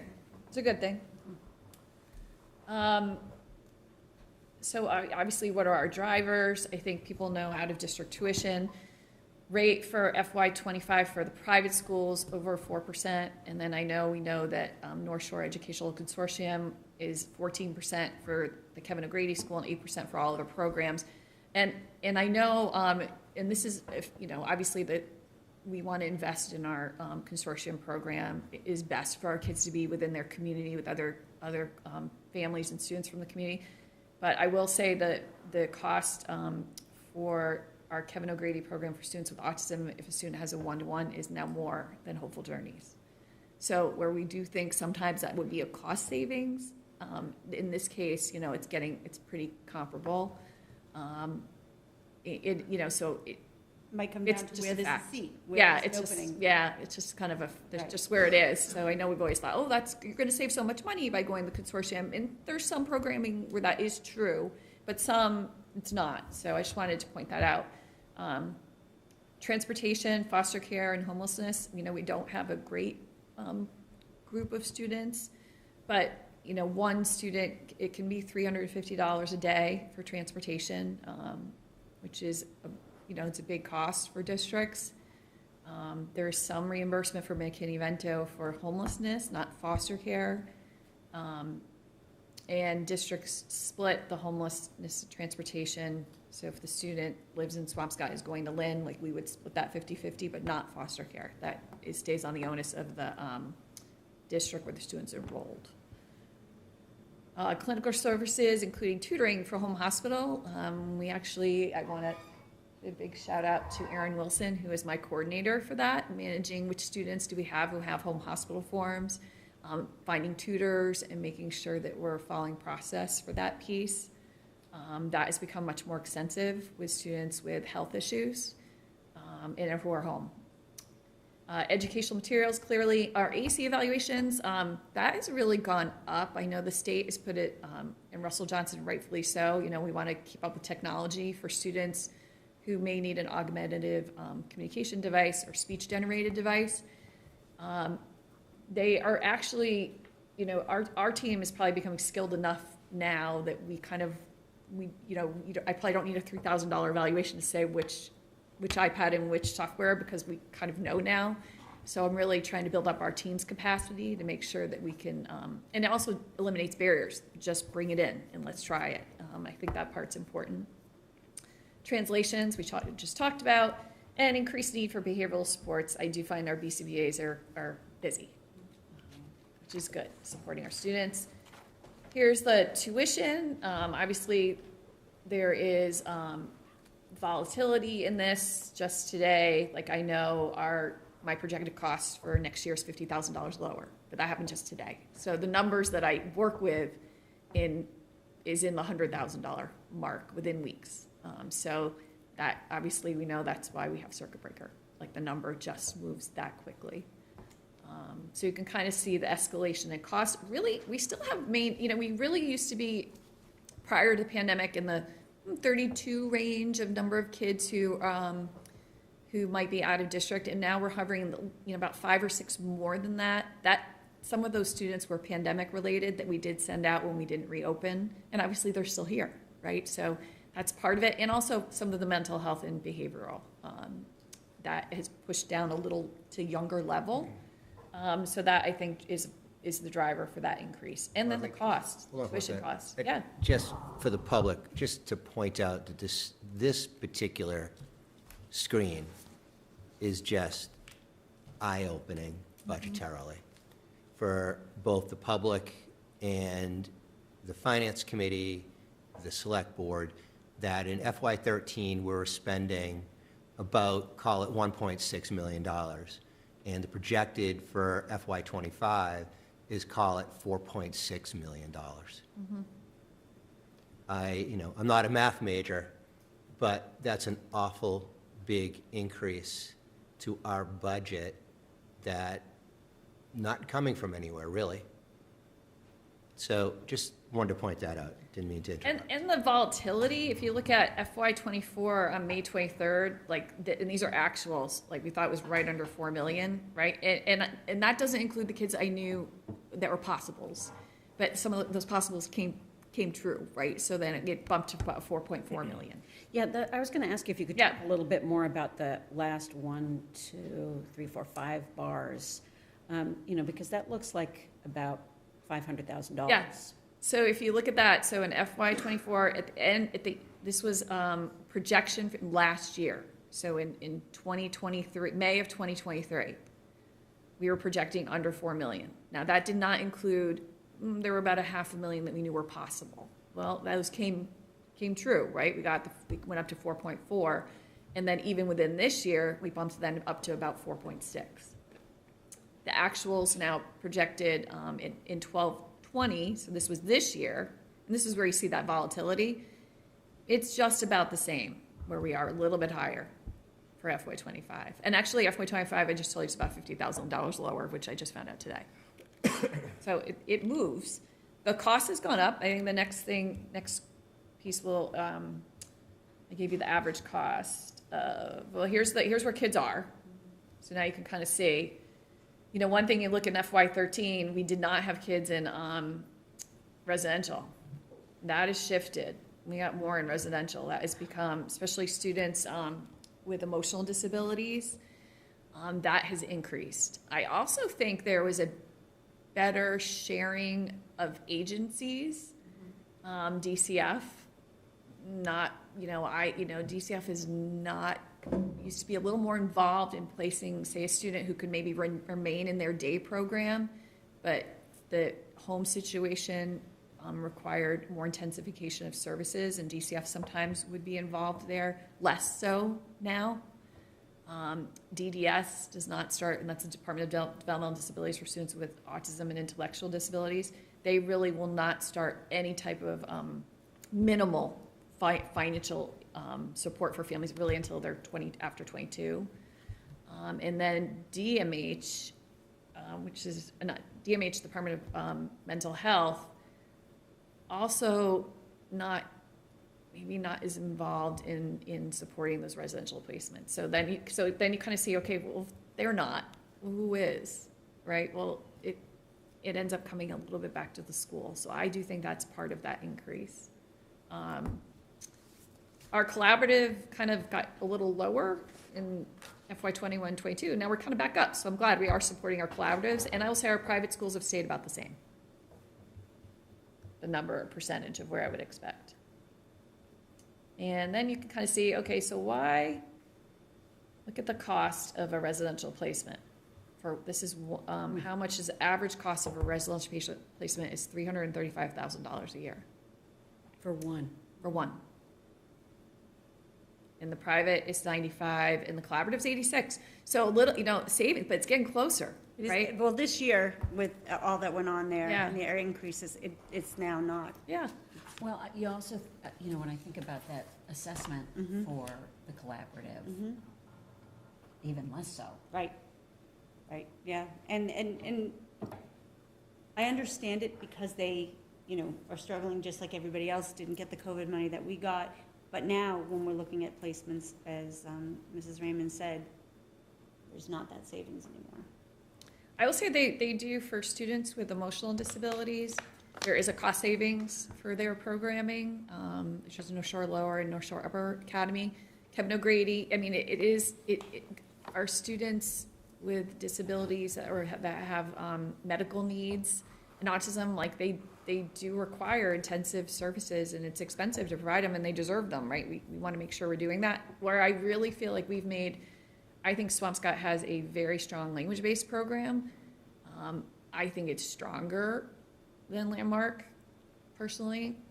I do. We have an amazing team, and so that I feel we have a better program. I know people may want to go there for whatever reason, but I think ours compares any day of the week with the staff we have, with the training that we have, and our student outcomes. So would I be touching the third rail if I said, why aren't we selling that? We do. Oh, we're selling it. We are we do have we have had I mean, to other people. Oh. That they're paying us. to tuition in. Yeah. We are starting with our new elementary school opening. I do think space. That was probably our space at. Yeah. It was a problem, right? That will not be a problem next year. I will say the staff the training that we have with our reading teachers is just state of the art. In our program, anybody in our language-based program has a one-to-one reading tutorial. That is the same as Landmark. We've invested and made sure, and it's the right thing to do for the kids, so they don't have to travel that far. So short answer is, now that we have the space, it may be an option. Yeah. And we've already have 3 cases that we're looking at tuitioning in other areas, so yeah, we are. And so does that wind up, I would imagine, well, since it's a one-to-one, there's no economies of scale necessarily, but how do you monetize that? In terms of cost, Yeah. well, you can look at Circuit Breaker, and I can look at we can look at those costs, how the state would say that this cost, but and we would also look at the salary of the person that I have providing the one-to-one reading tutorial, that 1/5 of their day would be spent with that student, but that is the investment. It is the right thing to do. Well, for sure, for our kids. Yeah. I'm just thinking about, if you are tuitioning. Are there open slots? Yes, there would be. Okay. Yeah, which is good. So I do feel like, where are, do our private special education schools and public collaborative programs serve our students well, and is there a need? For sure, but there are some areas where I feel like we absolutely 100% can be invested in very strong, effective, evidence-based, research-based programming for our students so they don't leave Swampscott. And when we do that, it's with the understanding that it costs us less to do it than it costs to go out. Yes, I mean, that for sure, it does, but it also is the right thing to do, right? We're doing it because we know that providing a strong education here is the right thing to do. And I'm proud of that we've invested in it. And we make sure it is. And I will 100% say confidently that the staff we have are incredibly trained and skilled. I'm out of sheer curiosity. If we were to bring in students from another district, it kind of dovetail what you're asking, Amy, how does that, what's the cost of that, and who pays that? So how do we have a special education revolving account, which is tuition. So right. We have that. So we do have some students, usually from Nahant, that will come in and they might pay a tuition. So let's say we have, which we do, a very strong integrated preschool program for students with autism. Right. The cost likely be similar to the collaborative program, maybe a little bit less, right? Mm-hmm. But we would cost it out, and that's what, and who pays it? The town. That town pays Swampscott. Their home district pays. Yeah. Interesting. So we do have I have some referrals, preschool referrals, and our Discovery Point. I have a couple of referrals from neighboring towns to that program as well, where we have our students who are at the farmers market. That program, Emily Bourne's done an excellent job. It's gotten very popular, and she's gotten very popular, and so That's good. People are seeking us out. And I do think the language-based program is another area where we could be sought out, so, which is good. It's interesting. We know transportation costs remain unpredictable, and so unpredictable that I do not know the cost of a single ride until I get the invoice. And I think that, I don't know if people understand that, and the reason why, it's a good reason that we participate with SEAM Collaborative. So I only have to call one vendor, like NRT is our vendor for SEAM, and I could say, okay, I have a student, please, we need transportation. And NRT will look at the other towns and see, hey, do we have a couple other students who are also going there, and the student can jump in on that ride. But I don't get to know that until I see the bill, and I'll see, oh, this ride is only costing $115. That must be a shared run. There must be another student. I don't know who that student it is.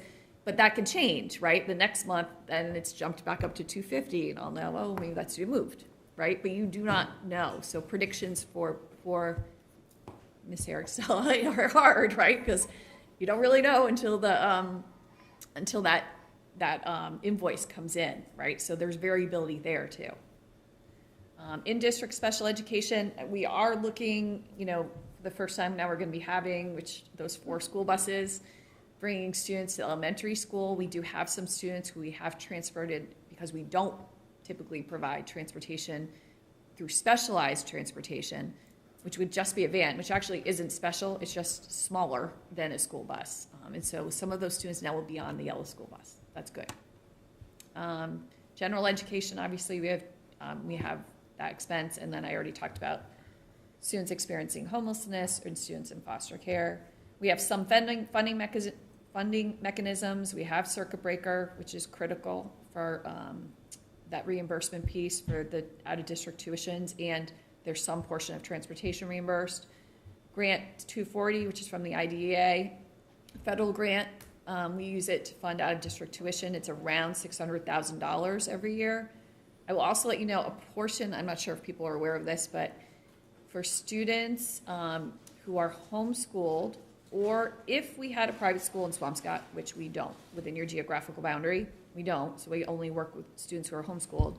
If there is a student who's homeschooled and was eligible for services, I have to set aside money out of that federal grant to provide those services for that student. And it is the only money that you can utilize. You cannot use state appropriated funds or local for that, but you have to set aside. So we might provide speech therapy for a student, for instance, who might be homeschooled in Swampscott, but is eligible for speech services. So, but we provide those in-house.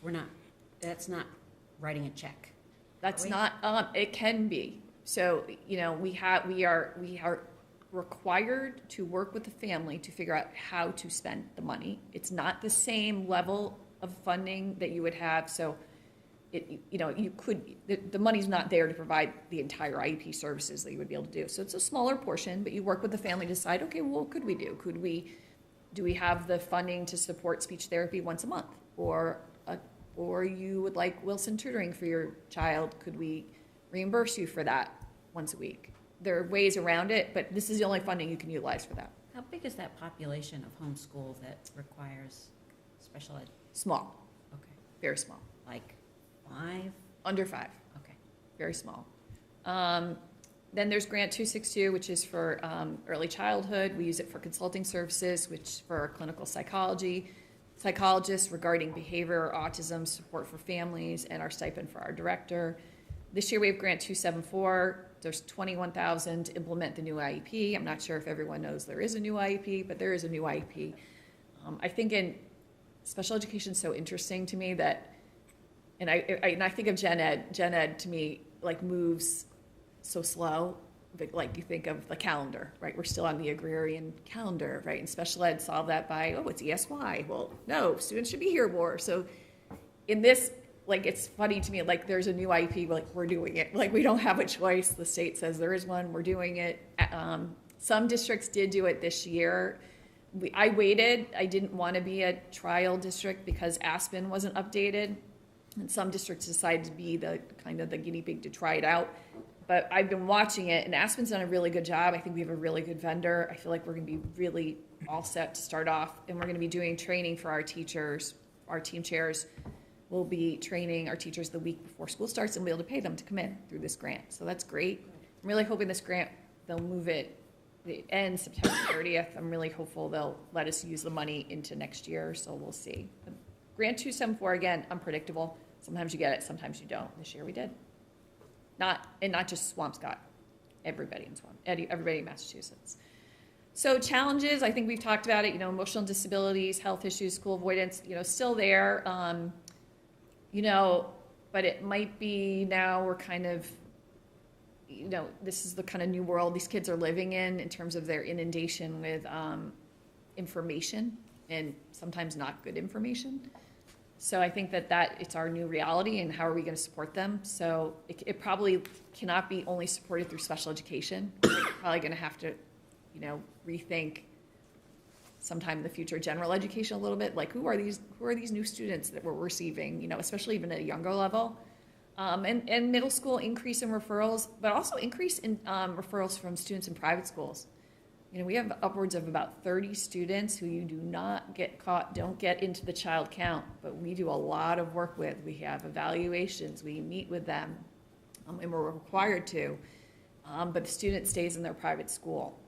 So that is a big increase, likely pandemic again related.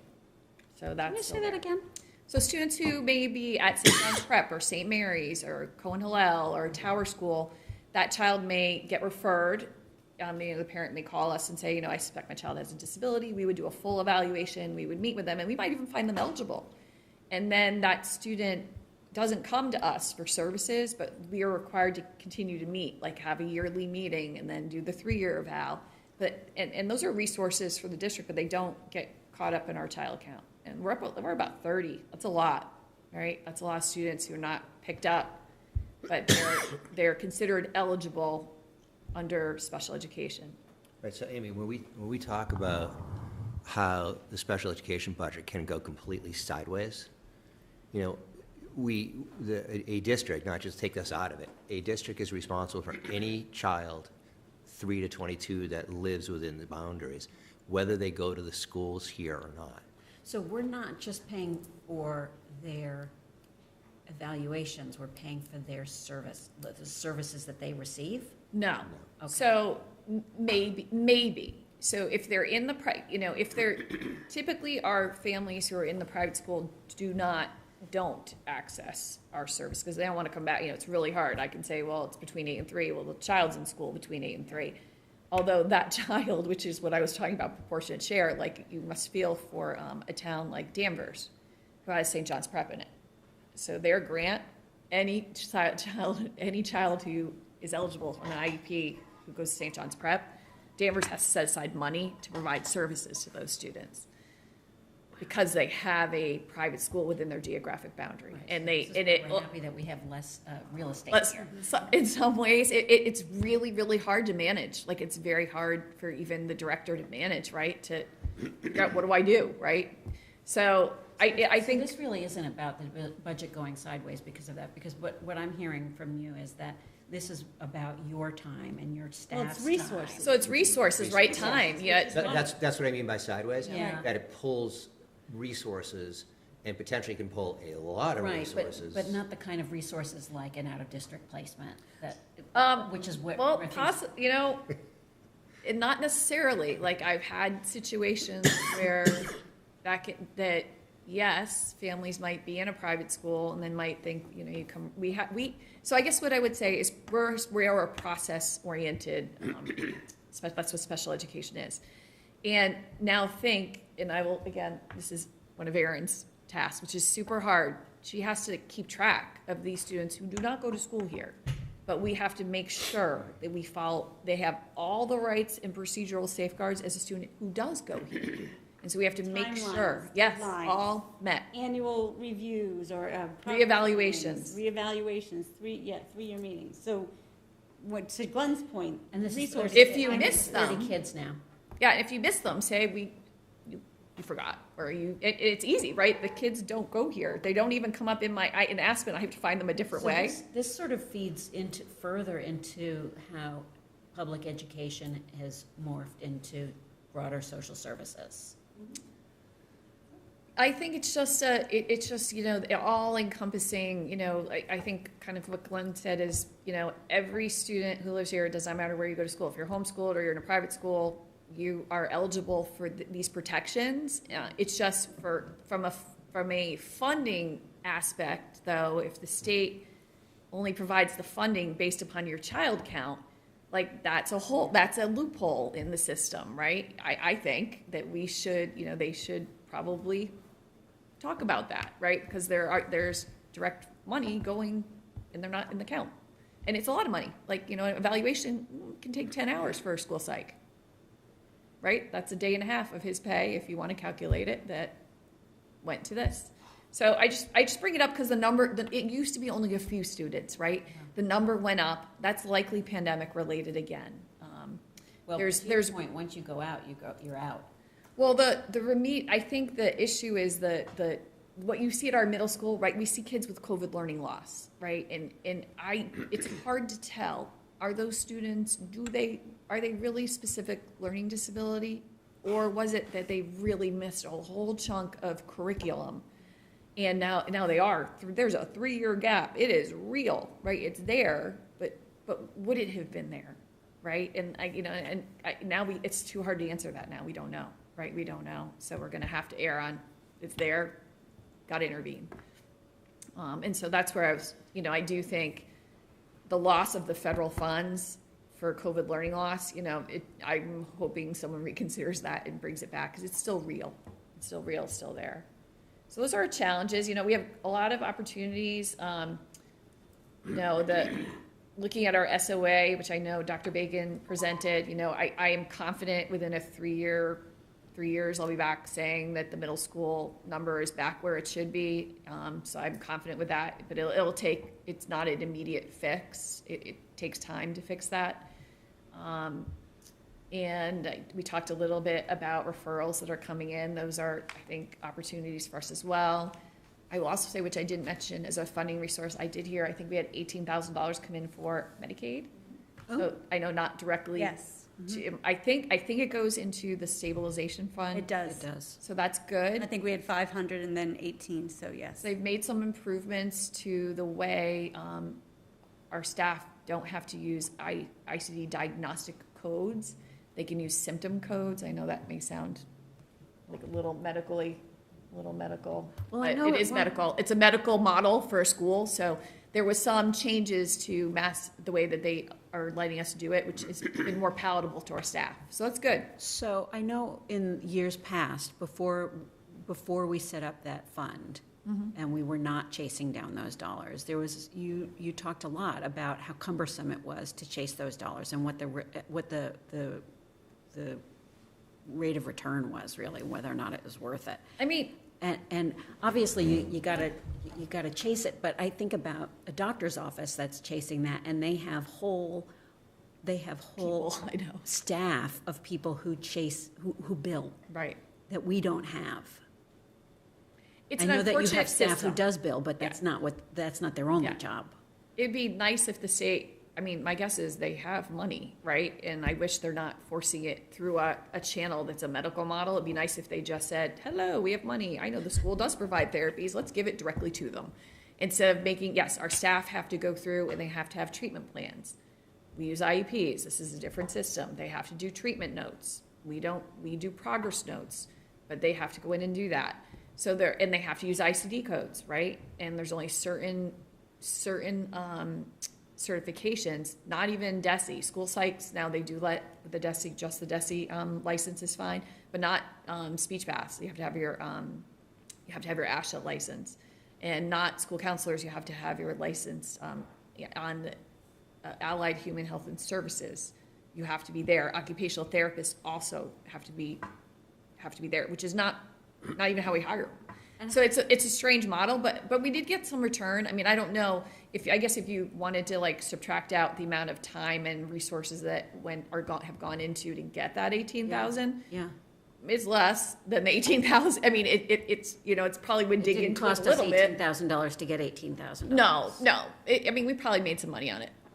It's good. It's coming in, and everyone's doing it. So I think that that's a good thing.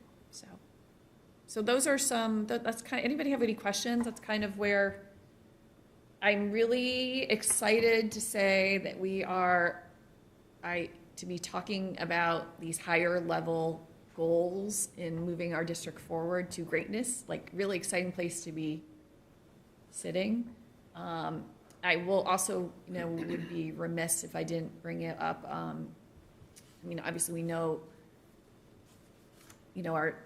I want to highlight like how important it has been that we've invested in some of our key positions, like, Craig's position, Aaron's position, and Liam Hurley's position, making sure our restraint policy really tight. Our reporting systems are electronic and visible and transparent. We have. Are those not, is it uncommon that it's electronic? I've looked on other websites, on other districts, and not all of them have that piece. The other thing we have, anytime I am the direct reporter of any restraint that happens in the district. I know, sometimes principals can do it, but I am the only one that can do it. So that's good. There's someone looking at it from over, I know every single one that would ever happen. Now, fortunately in Swampscott, we've had one. So that's pretty amazing, right? And if we have had one, we do a debrief with the staff right after with our office team. And every principal has my cell phone, Craig's cell phone, Liz Driscoll, our BCBA's cell phone, and Liam Hurley's cell phone, and they know if any type of restraint were occurring, they have to text us immediately, and one of us drops whatever we're doing, we go to the school. So like those are things that are in place like for safety of our students and our staff that I think are really, really important, that I know our superintendent, like I feel like you are so ahead of the game, psychological safety. Well, like, look where we are. But look where we are. Like you brought that up so many years ago, right? And I think that got us on the right path to be where we are right now. And thank goodness, right? Because we have more and more behavioral challenges within our district, and our staff are prepared and supported, right? Well, so to that end, kudos to you superintendent. As a school committee member, I know that as I read the local news, I am incredibly grateful that we are not facing some of the challenges that some of our other districts that are right around us are. And each time I read those updates, I think about your recent lack of findings, and from the outside agency that I really appreciate. Well, but it's an investment. It's an investment. This team right here, Aaron, Martha, and Craig. This presentation every year is, you learn something new, the numbers change. It's what we're here for, right? It's what we do. And it comes on the heels of budget and fighting for the money that our kids need. And, it also segues right into Mr. Harris' presentation. But, Martha and Aaron, shout out to both of you. Your department is what it is because of both of your leadership.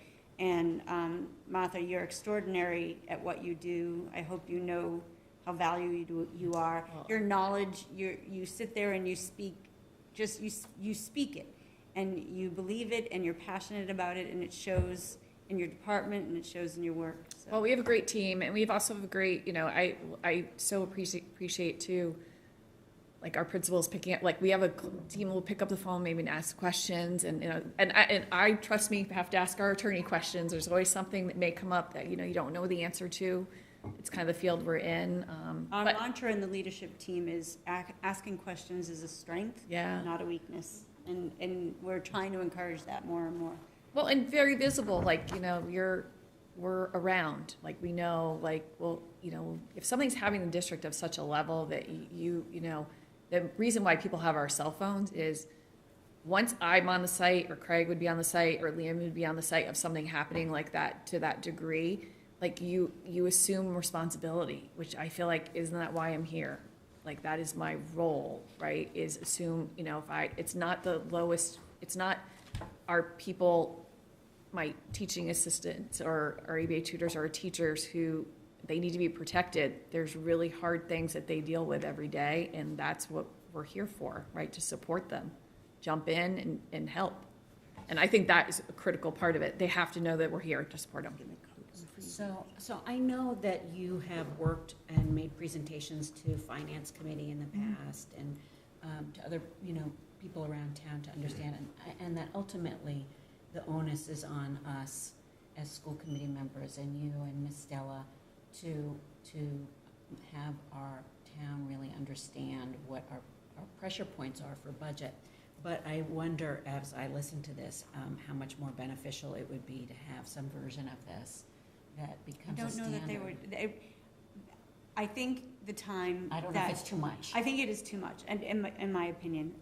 I think the time that Mrs. Raymond spent with our town administrator this year, Yeah, that was a long the time. one-to-one was really helpful. And I think the committee and myself have been understanding this language and presentation and these acronyms that are just coming out for years. And I think it would take longer to educate them on all of those acronyms and what they do, what the consortium, I think that's too much. I do, it's but more- I think about the fact that there's 30 kids now that we're supporting that are not Swampscott district students, but are Swampscott students that are under your purview. I think that's a big deal. It is a big deal. So that as we get pushback about, the number of kids who might be going to the charter school or might be going off to private school, there's this other that we're also responsible for. Well, yeah, in charter, we're not, other than, I will say this, the charter schools, at least I find, say, this is how we do it. No, I mean, Right, and so if I you- mean in terms of pushback from the town about Yeah, our budget but and like when we those- lost students. But those kids come back to us.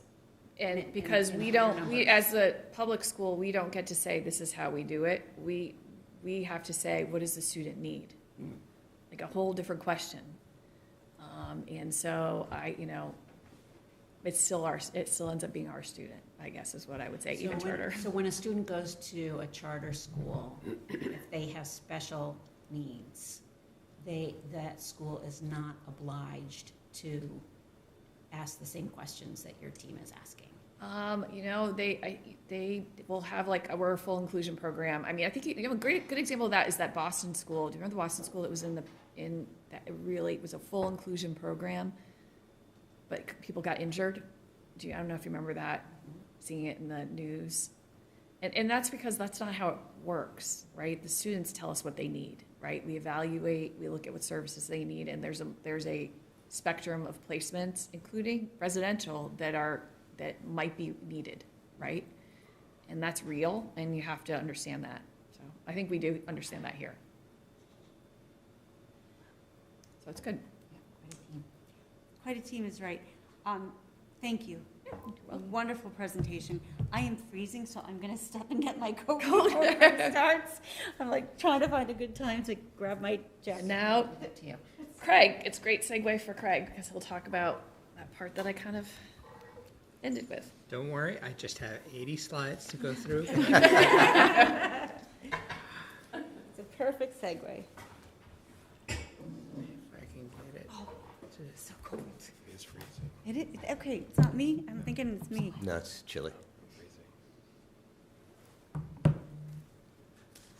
Waiting, trying to figure this out. Hold, please.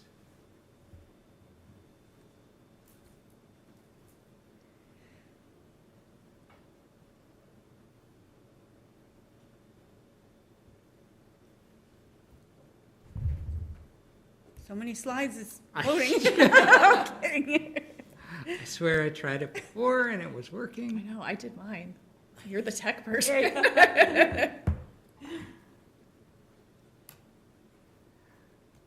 Let's try one more time. Well, you know what? I'll just do it. Do it that way. Yeah. All right, so I'm very proud to be able to present on social emotional learning and mental health in the district. I am not going to talk for 80 slides. It's going to be a brief overview by necessity, but I'm happy to talk more about this. I love talking about this. We're going to talk about the 3 different areas: SEL, social emotional learning, mental health, and school climate. We're going to start out with social emotional learning. And, you know, I went through this last year as well, but I'm going to just reiterate, why are we talking about social emotional learning? Why are we talking about this in schools? You know, a common question is asked, why isn't this parents? Why isn't this, you know, outside of our purview? And really the reason is because SEL is a part of schools. It is not a separate thing that we do outside of schools. It is inherent to what we do, and it is inherent to everything within a school. And so when we talk about incorporating SEL, we are talking about doing it in addition to. And the research really shows that it enhances our academics, it enhances our school climate, and it enhances our attendance because kids want to come to school to places where they feel good. It enhances our social skills, and it enhances our life outcomes. It also makes financial sense. For every $1 you spend on SEL, you get $11 back because it avoids all this intervention. Talking about the substance use issues that we had earlier, guess what SEL also helps to prevent is mental health issues. And mental health issues, if you prevent those, they help prevent substance use issues.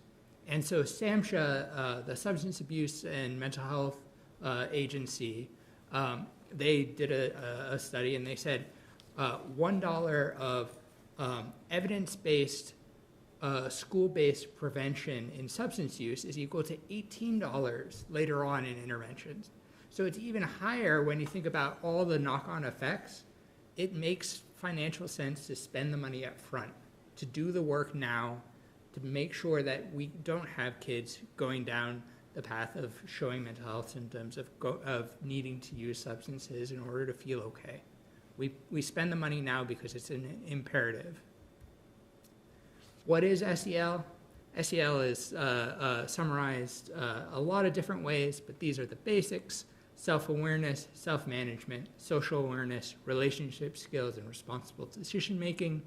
I like to say it's what makes a human being a good human being, being able to reflect on your own actions, being able to reflect on other actions, being able to empathize, and being able to look into the future and say, is this a good choice or is this a bad choice?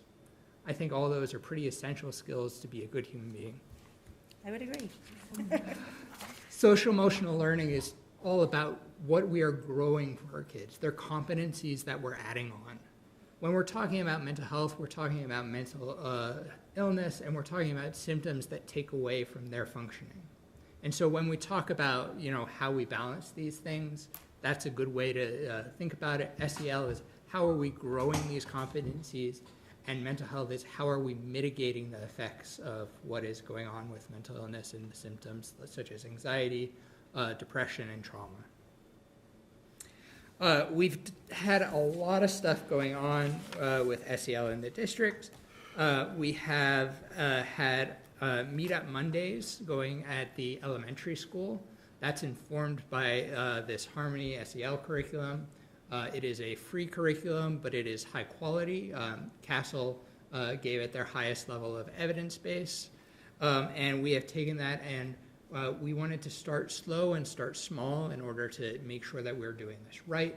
So we asked elementary teachers all to do a Meetup Monday where they use lessons that were really developed by Lexi Van Arsdale at the preschool, Liam Hurley, school psychologist at the elementary level, and Sue Sheehan, first grade teacher at Stanley. They took the Harmony curriculum, they made a bunch of really engaging and easily accessed lessons that people could do on Mondays, and they presented to all the different schools, and they provided support to teachers all throughout the year in terms of answering questions and in terms of supporting them in implementing this. And this is one of the ways that we're bringing all the elementary schools together. We're starting to use more evidence-based programs. We're starting to use this great ways of trying to teach our students and make it explicit rather than being something that, we're doing and it's just in our DNA. We're actually bringing it out and saying, we're going to teach you directly. How do we work with each other? How do we get to know each other? How do we talk to each other?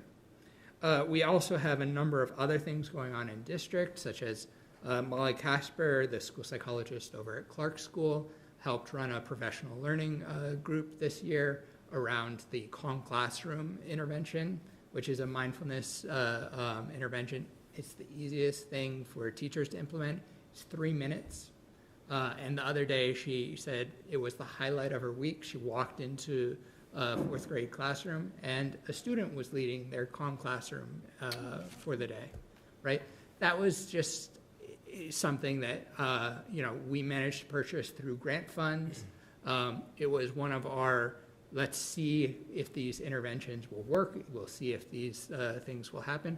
And this group of teachers and Molly really took it on themselves and said, this sounds great. It's 3 minutes. We can do 3 minutes. We're going to do this. And I've heard some really great things. So in terms of SEL, we got some good things going on in the district. I'm going to move forward to mental health, and I'm going to talk about mental health screening. Mental health screening is something that we do with grades 6 through 8, as well as primarily grades 9 and 11 at the high school. We do it in the health class at high school. And this is something we've been doing for 3 years. And now we can start to say, what is our data? Looking at 3 years along, what is the outcome of this? We have screened, if you count it up, we've screened over 500 students over the 3 years. We're not quite done with the high school this year, but we can start to look at trends. And if you look at this table, you start to see the trends in terms of students requiring follow-up, students reporting suicidal ideation or self-harm, or students referred to mobile crisis team. They've all started to decrease. And then when you look at the symptoms, the tools that we use classify students as having symptoms in the severe, moderate, mild, or none-minimal range. And over the course of 3 years, we've seen a 5% drop in that severe range in anxiety. We've seen a decrease in symptoms pretty much every year that we've been doing this.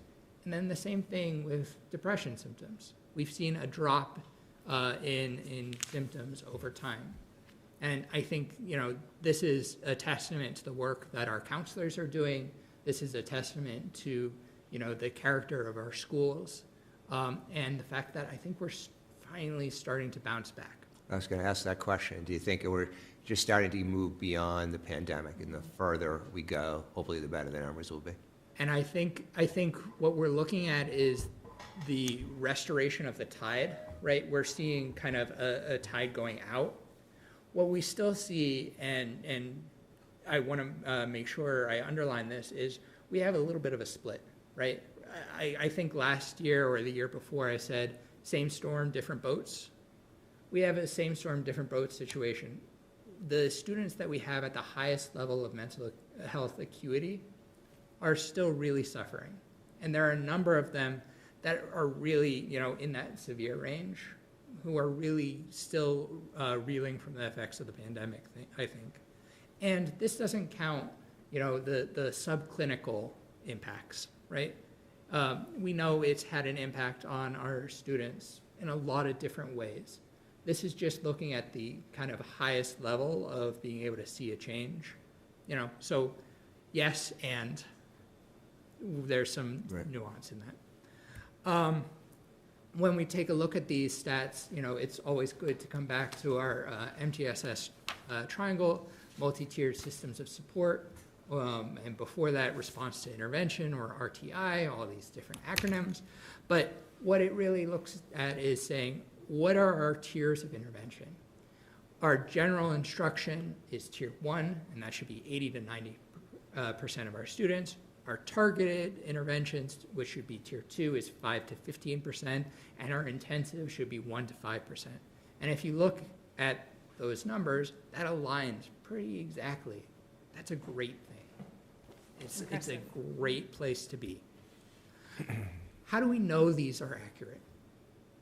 because one survey alone, right, even if multiple years in a row gives us some confidence that, we're getting accurate results from our students, I want to be sure.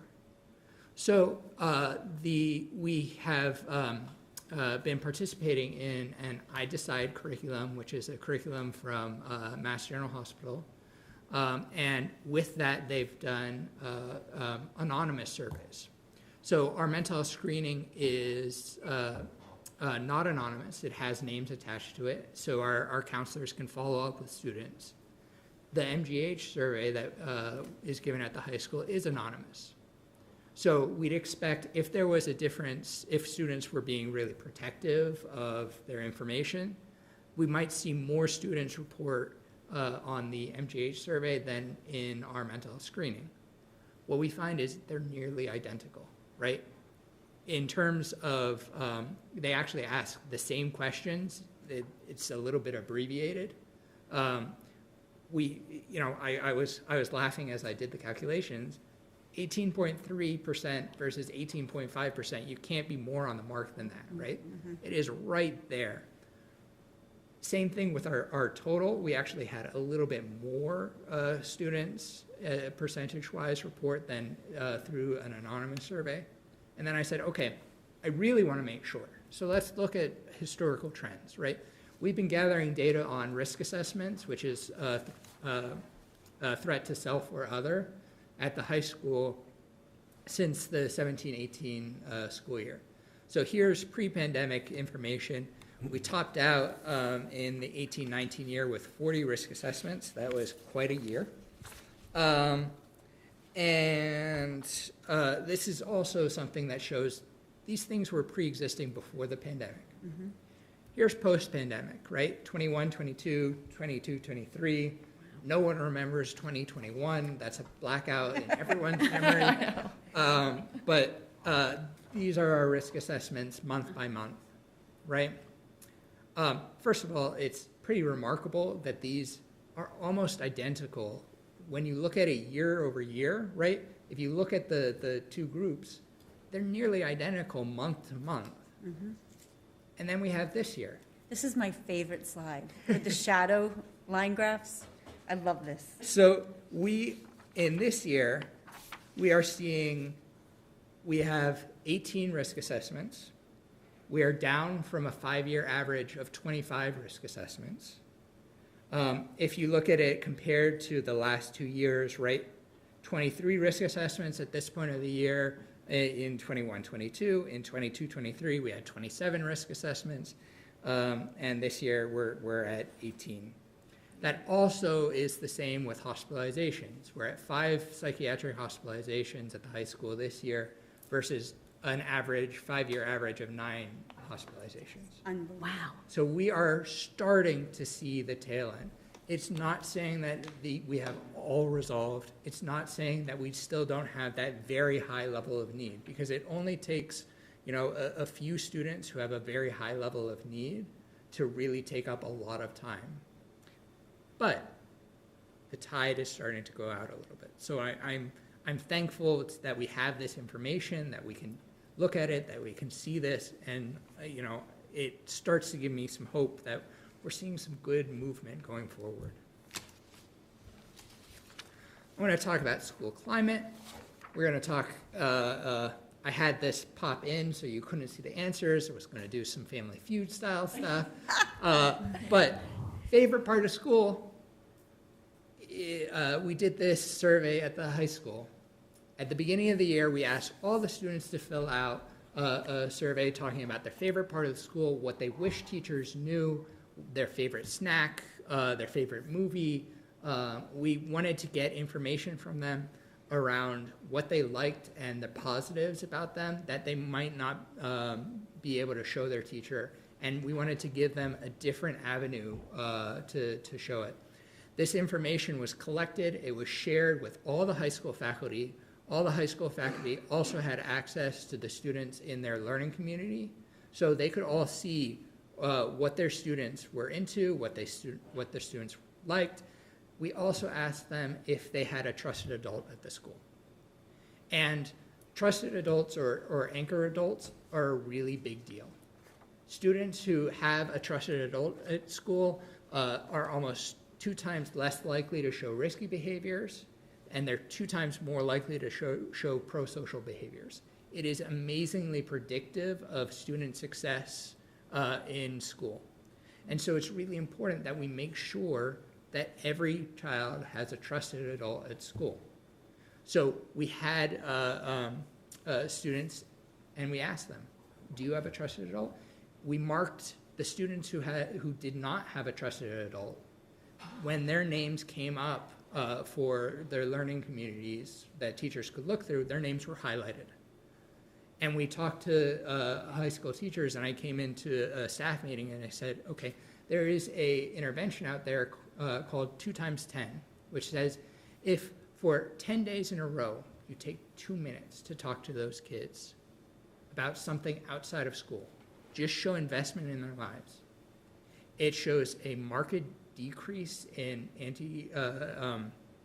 social tendencies in the classroom in terms of disruptive behaviors. They show increase in engagement, increase in academic success, and that's just 2 minutes for 10 days, right? It's a tiny ask for a gigantic gain. And so this information is part of what we're trying to do in order to show students that we care and that we're showing up for them and that they belong in our schools. We also learned a great deal of information about them. What do they care about? They care about friends and lunch. What do they not want? They don't want class, they don't want work, they don't want tests. This is a surprise to everyone. It is, I think Sun Tzu said, high school marches on its stomach. So, it's important to know about snacks. Yeah. Favorite TV shows and movies. Gilmore Girls still tops it. I couldn't believe that came up. Oh, really? Yeah. 90s rom-com shout out, 10 Things I Hate About You. We had 4 students say that was their favorite movie. Funny. Stunned. So Breaking Bad. we have some shout outs. And here's the good news and the bad news. The good news is we have 76% of students who took this survey who said they have a trusted adult. The not so good news is 23 or about 24% said that they don't. Is this from the beginning of the school year? This is from the Okay. beginning of the school year. I wonder. We are Can I going, just ask you, is this the whole high school? It's not just 9th grade or anything like that, is it? this is, the entire high school was given the survey. It was optional though. Okay. Right? We're not going to force kids to sit and do this. We want them to do it. We ask them nicely to do it. A majority of students did complete it. I think it was about 500 students or so. That's good. pretty good. We're also going to do it again right after break. And we're going to ask Curious. favorite song. We're going to ask again about a trusted adult to see change over time and to get a little bit more information and say, what are some things that you're proud of over this school year? Again, just to show that we're interested in their lives, that we are connecting to them and to make an effort. And it allows us to say, hey, the kids who don't have a connection, how can we find that? How can we make sure that we are making the effort to show that each and every student is important in our schools? Greg, can I ask you just another question on that slide? Yep. So after you go through everything you just said about trying to establish that connection for the ones that said no, is there some revisitation 3 months later or anything like that to see, how we doing, anything like that? So this second survey is going to be kind of our way to gauge that. But nothing individual with those people in that population? Nothing individual at this moment. This is the first year we're doing this. This is our prototype. I think there is a lot of potential for ways that we could do this, right? There's a lot more that we could be doing. There's a lot of opportunity here. I think there's some good things that could come from this. Okay, thank you. Is there any thought about working questions about, I'm curious to hear about the no phone policy and how that might fit into any of this? Well, I did include on the second round, if you were in charge of the high school, what would you do? So I think we might get some answers around phones. But no, I didn't include the phone policy specifically. I think, Or not necessarily the phone policy, but the fact that now that they don't have their phones, and it's noticeably less, how that does or doesn't, how they think it does or doesn't impact them. it's a great question. Yeah. I will be bringing a draft policy for phones for next year before the committee that the school advisory came up with. I've seen the draft of it, so that will be coming this spring for next year. Great. I'm going to pull a Billy Mays, but wait, there's more. And I'm just going to list all the things that didn't fit in everything else. We are doing a lot of work and training across all building administrators and counselors for threat assessment training. We are managed to get a grant that allows us to get the gold star of threat assessment trainings called Comprehensive School Threat Assessment Guidelines. It is the only threat assessment training that has shown in randomized controlled trials to decrease disproportionality in terms of bias in suspensions and in terms of threats and in terms of special education. It showed to increase safety, school climate, teachers feel safer, administrators feel safer, and it provides a great formal way to assess whether there actually is a threat. And it helps make us feel more confident of when we need to involve, our school resource officer versus when we need to give a student support. We have and are continuing to work on crisis plans as part of legislation. We need to talk about how we bring in behavioral response into our crisis plans for all the schools. We are doing a lot of work around attendance and looking at data systems and how we can provide support around attendance and decreasing chronic absenteeism. And I'm working closely with Dr. Bacon around that. We have done a lot of work in terms of our Title IX policies and doing work around that. Getting early warning lists about students who might be at risk to all the counseling staff, doing handbook revisions to make it more accessible and more open. Wait to see the handbook Yes, coming out in wait June. to see the work that they did on the handbook. Doing some executive function interventions, targeted interventions at the high school. We had 20 staff members participate in an I Can Help training of motivational interviewing with Michelle Lipinski, who is the director of Recovery High School. And the feedback was so positive from that. We used grant funds to bring Michelle Lipinski back, and she's doing 3 professional development sessions with our counseling staff, as well as our high school administration, and Ms. Sato was in attendance for the first professional development.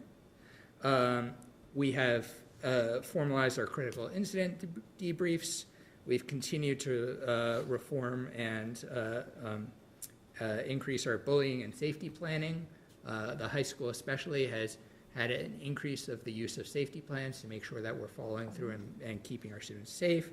We participated in Social Emotional Behavioral DESI Academy and for our second year.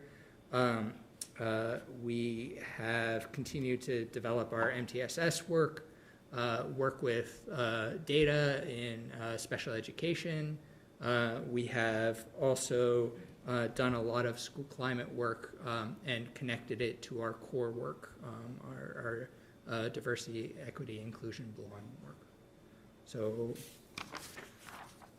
there's a lot more other stuff too, but I will keep it brief. So I always want to end with a thank you to our helpers, our school counselors, school psychologists, school adjustment counselors, and school nurses are often unsung heroes. Their work is by necessity invisible. They are bound by confidentiality, so they can't brag about their work, but I can. So I want to say I am extremely proud of the work that we are doing in Swampscott schools in terms of supporting our students' social emotional health and our students' mental health. So thank you so much. Wow, 2 fabulous presentations. Amazing. Yes, great. Craig, what is a mobile crisis team? A mobile crisis team, part of the state's supports is to have community-based mental health agencies. Ours is Elliott, and Elliott has a team that will evaluate a student who is a safety risk. And so they do some of them, the evaluations over telehealth. Sometimes they go out to schools or they go out to student homes. And it's meant to be something to stop students from needing to go to the emergency room, which can be a traumatizing thing.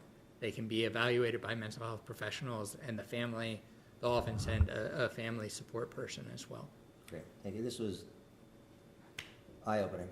But Education. I just want to, in terms of the mobile crisis unit, you know, there's always a struggle, having gone through similar situations with my daughter.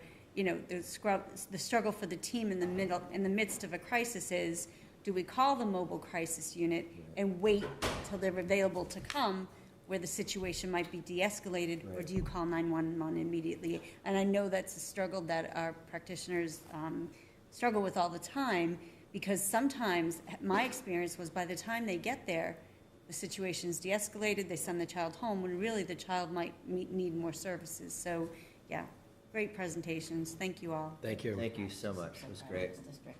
Wow. Say that louder. I'm just so proud of this district, so thank you. I wish the item were here tonight, rather than talking about our budget, that they could be talking about this, because this Yeah, is. so- Well, They're maybe Ben will be online. walking it. What? They're watching it. online as a guest. Oh, good. Ah, very good. Yay. Hi, Ben. Is it Ben? It is. So Yeah, Ben, but if I you're don't- listening, there's a lot of good things happening. Okay. I just. Call with any questions, You know, clarifications. this dovetails so beautifully into the comment that Jason Kalishman made, I don't know, 2 months ago, when we were talking about MCAS scores, and he was like, you know, what I really am interested in is, as opposed to the MCAS scores, was that question at the end of, you know, is there somebody here at the school that you can count on? And obviously, to have you and to have this team that's so clearly dedicated to this kind of learning, but to know that it's so synthesized to your Right. whole leadership team, I think is really powerful. Yeah, I mean, the data alone, would just, I'm so proud to be sitting here tonight with this, Yeah. just the data that, you know, we have is great. And I think just one last thought, I think just, you know, having listened to these now for several years, I can definitely see a maturity trend, you know, just kind of, you know, Greg, I think to your point at the end, you know, kind of isolating those things that you think are most beneficial, and same with you, Martha, that, you know, that's where we want to focus, put our limited resources in kind of maximum leverage, so, you know, appreciate that very much. I agree, although I always think, maybe I'll leave with this, like the new school, I only need one student to get, like from my view, like in special ed, if there was one student who couldn't get into our building, that was enough reason to build that new school. I will say the same thing about the mental health screener. We have found a few kids, maybe only a handful, where nobody knew that something was going on. And that's enough reason for me to do it, because boy, did it provide parents with information, the child with support, and our team with support to really change the trajectory. And we, that's amazing to me. Because that's the one, the students that we know about, like, we're doing everything we can. It's that student that we don't know about, right? And so I think that's what that captured. So I'm just so thankful that Craig brought that to the team. And I know that, you know, those kids sit in my brain that we found. And I'm just grateful that we did it. So. Thank All you. set? Yes, I Thank think you. we are. All right, moving on to the school committee chair. So this one, I'm going to, there's no update here. Suzanne and I were both traveling, and we weren't able to connect for anything for me to pass along, so we'll leave that for next session. And so I'll move on to the subcommittee updates. So I'll start with the bargaining update. The only update is that we are bargaining with both the administrative assistants and the custodians, and there's no update because things are moving along. Okay, and just on the policy update front, I'm continuing to work my way down that list. I do need to connect with Karen just on coordinating some of that review, but I am plugging away at those updates. So I will move on to public comment. Not sure if there's still anyone on, but is anyone in the room or online? Someone in the back. Please raise your hand. No, just kidding, sorry. Like, what? So- All right, going once, twice. Okay, I'm going to move on to actions and votes. So we had a holdover from the last time. So the memo that was presented at the last meeting is included here. It's my understanding that you already went through it, but it was not put on the vote section. So we are looking for a vote to approve the food services contract with Chartwell's, I believe, again. I couldn't be happier. I think they've been fantastic, and we are so fortunate to have Maureen Kellett. But my directive from Ms. Stella was to just have the vote on this one. Yeah. I will move that we approve the school food service management contract as written for Chartwell. I'll second it. Let's take the vote. Amy? Yes. Glenn? Yes. And I'm a yes. Okay. All right, moving on to the consent agenda. I'm just going to read this. The consent agenda is designed to expedite the handling of routine and miscellaneous business of the district. The school committee may adopt the entire consent agenda with one motion. At the request of any committee member, any items may be removed from the consent agenda and placed on the regular agenda for discussion. We have one item, which is the regular session minutes from March 28th. And I will move that we accept the minutes of March 28th. I'll second it. okay, take a vote. Amy? Yep. Glenn? Yes. And I'm a yes. And would someone like to make a motion for adjournment? I will move that we move. I will second it. All right. Amy? Yes. Glenn? Yes. I'm a yes. We stand in adjournment. Thank you. Have a good night. Thank you. Night. Good Thank night. you, guys.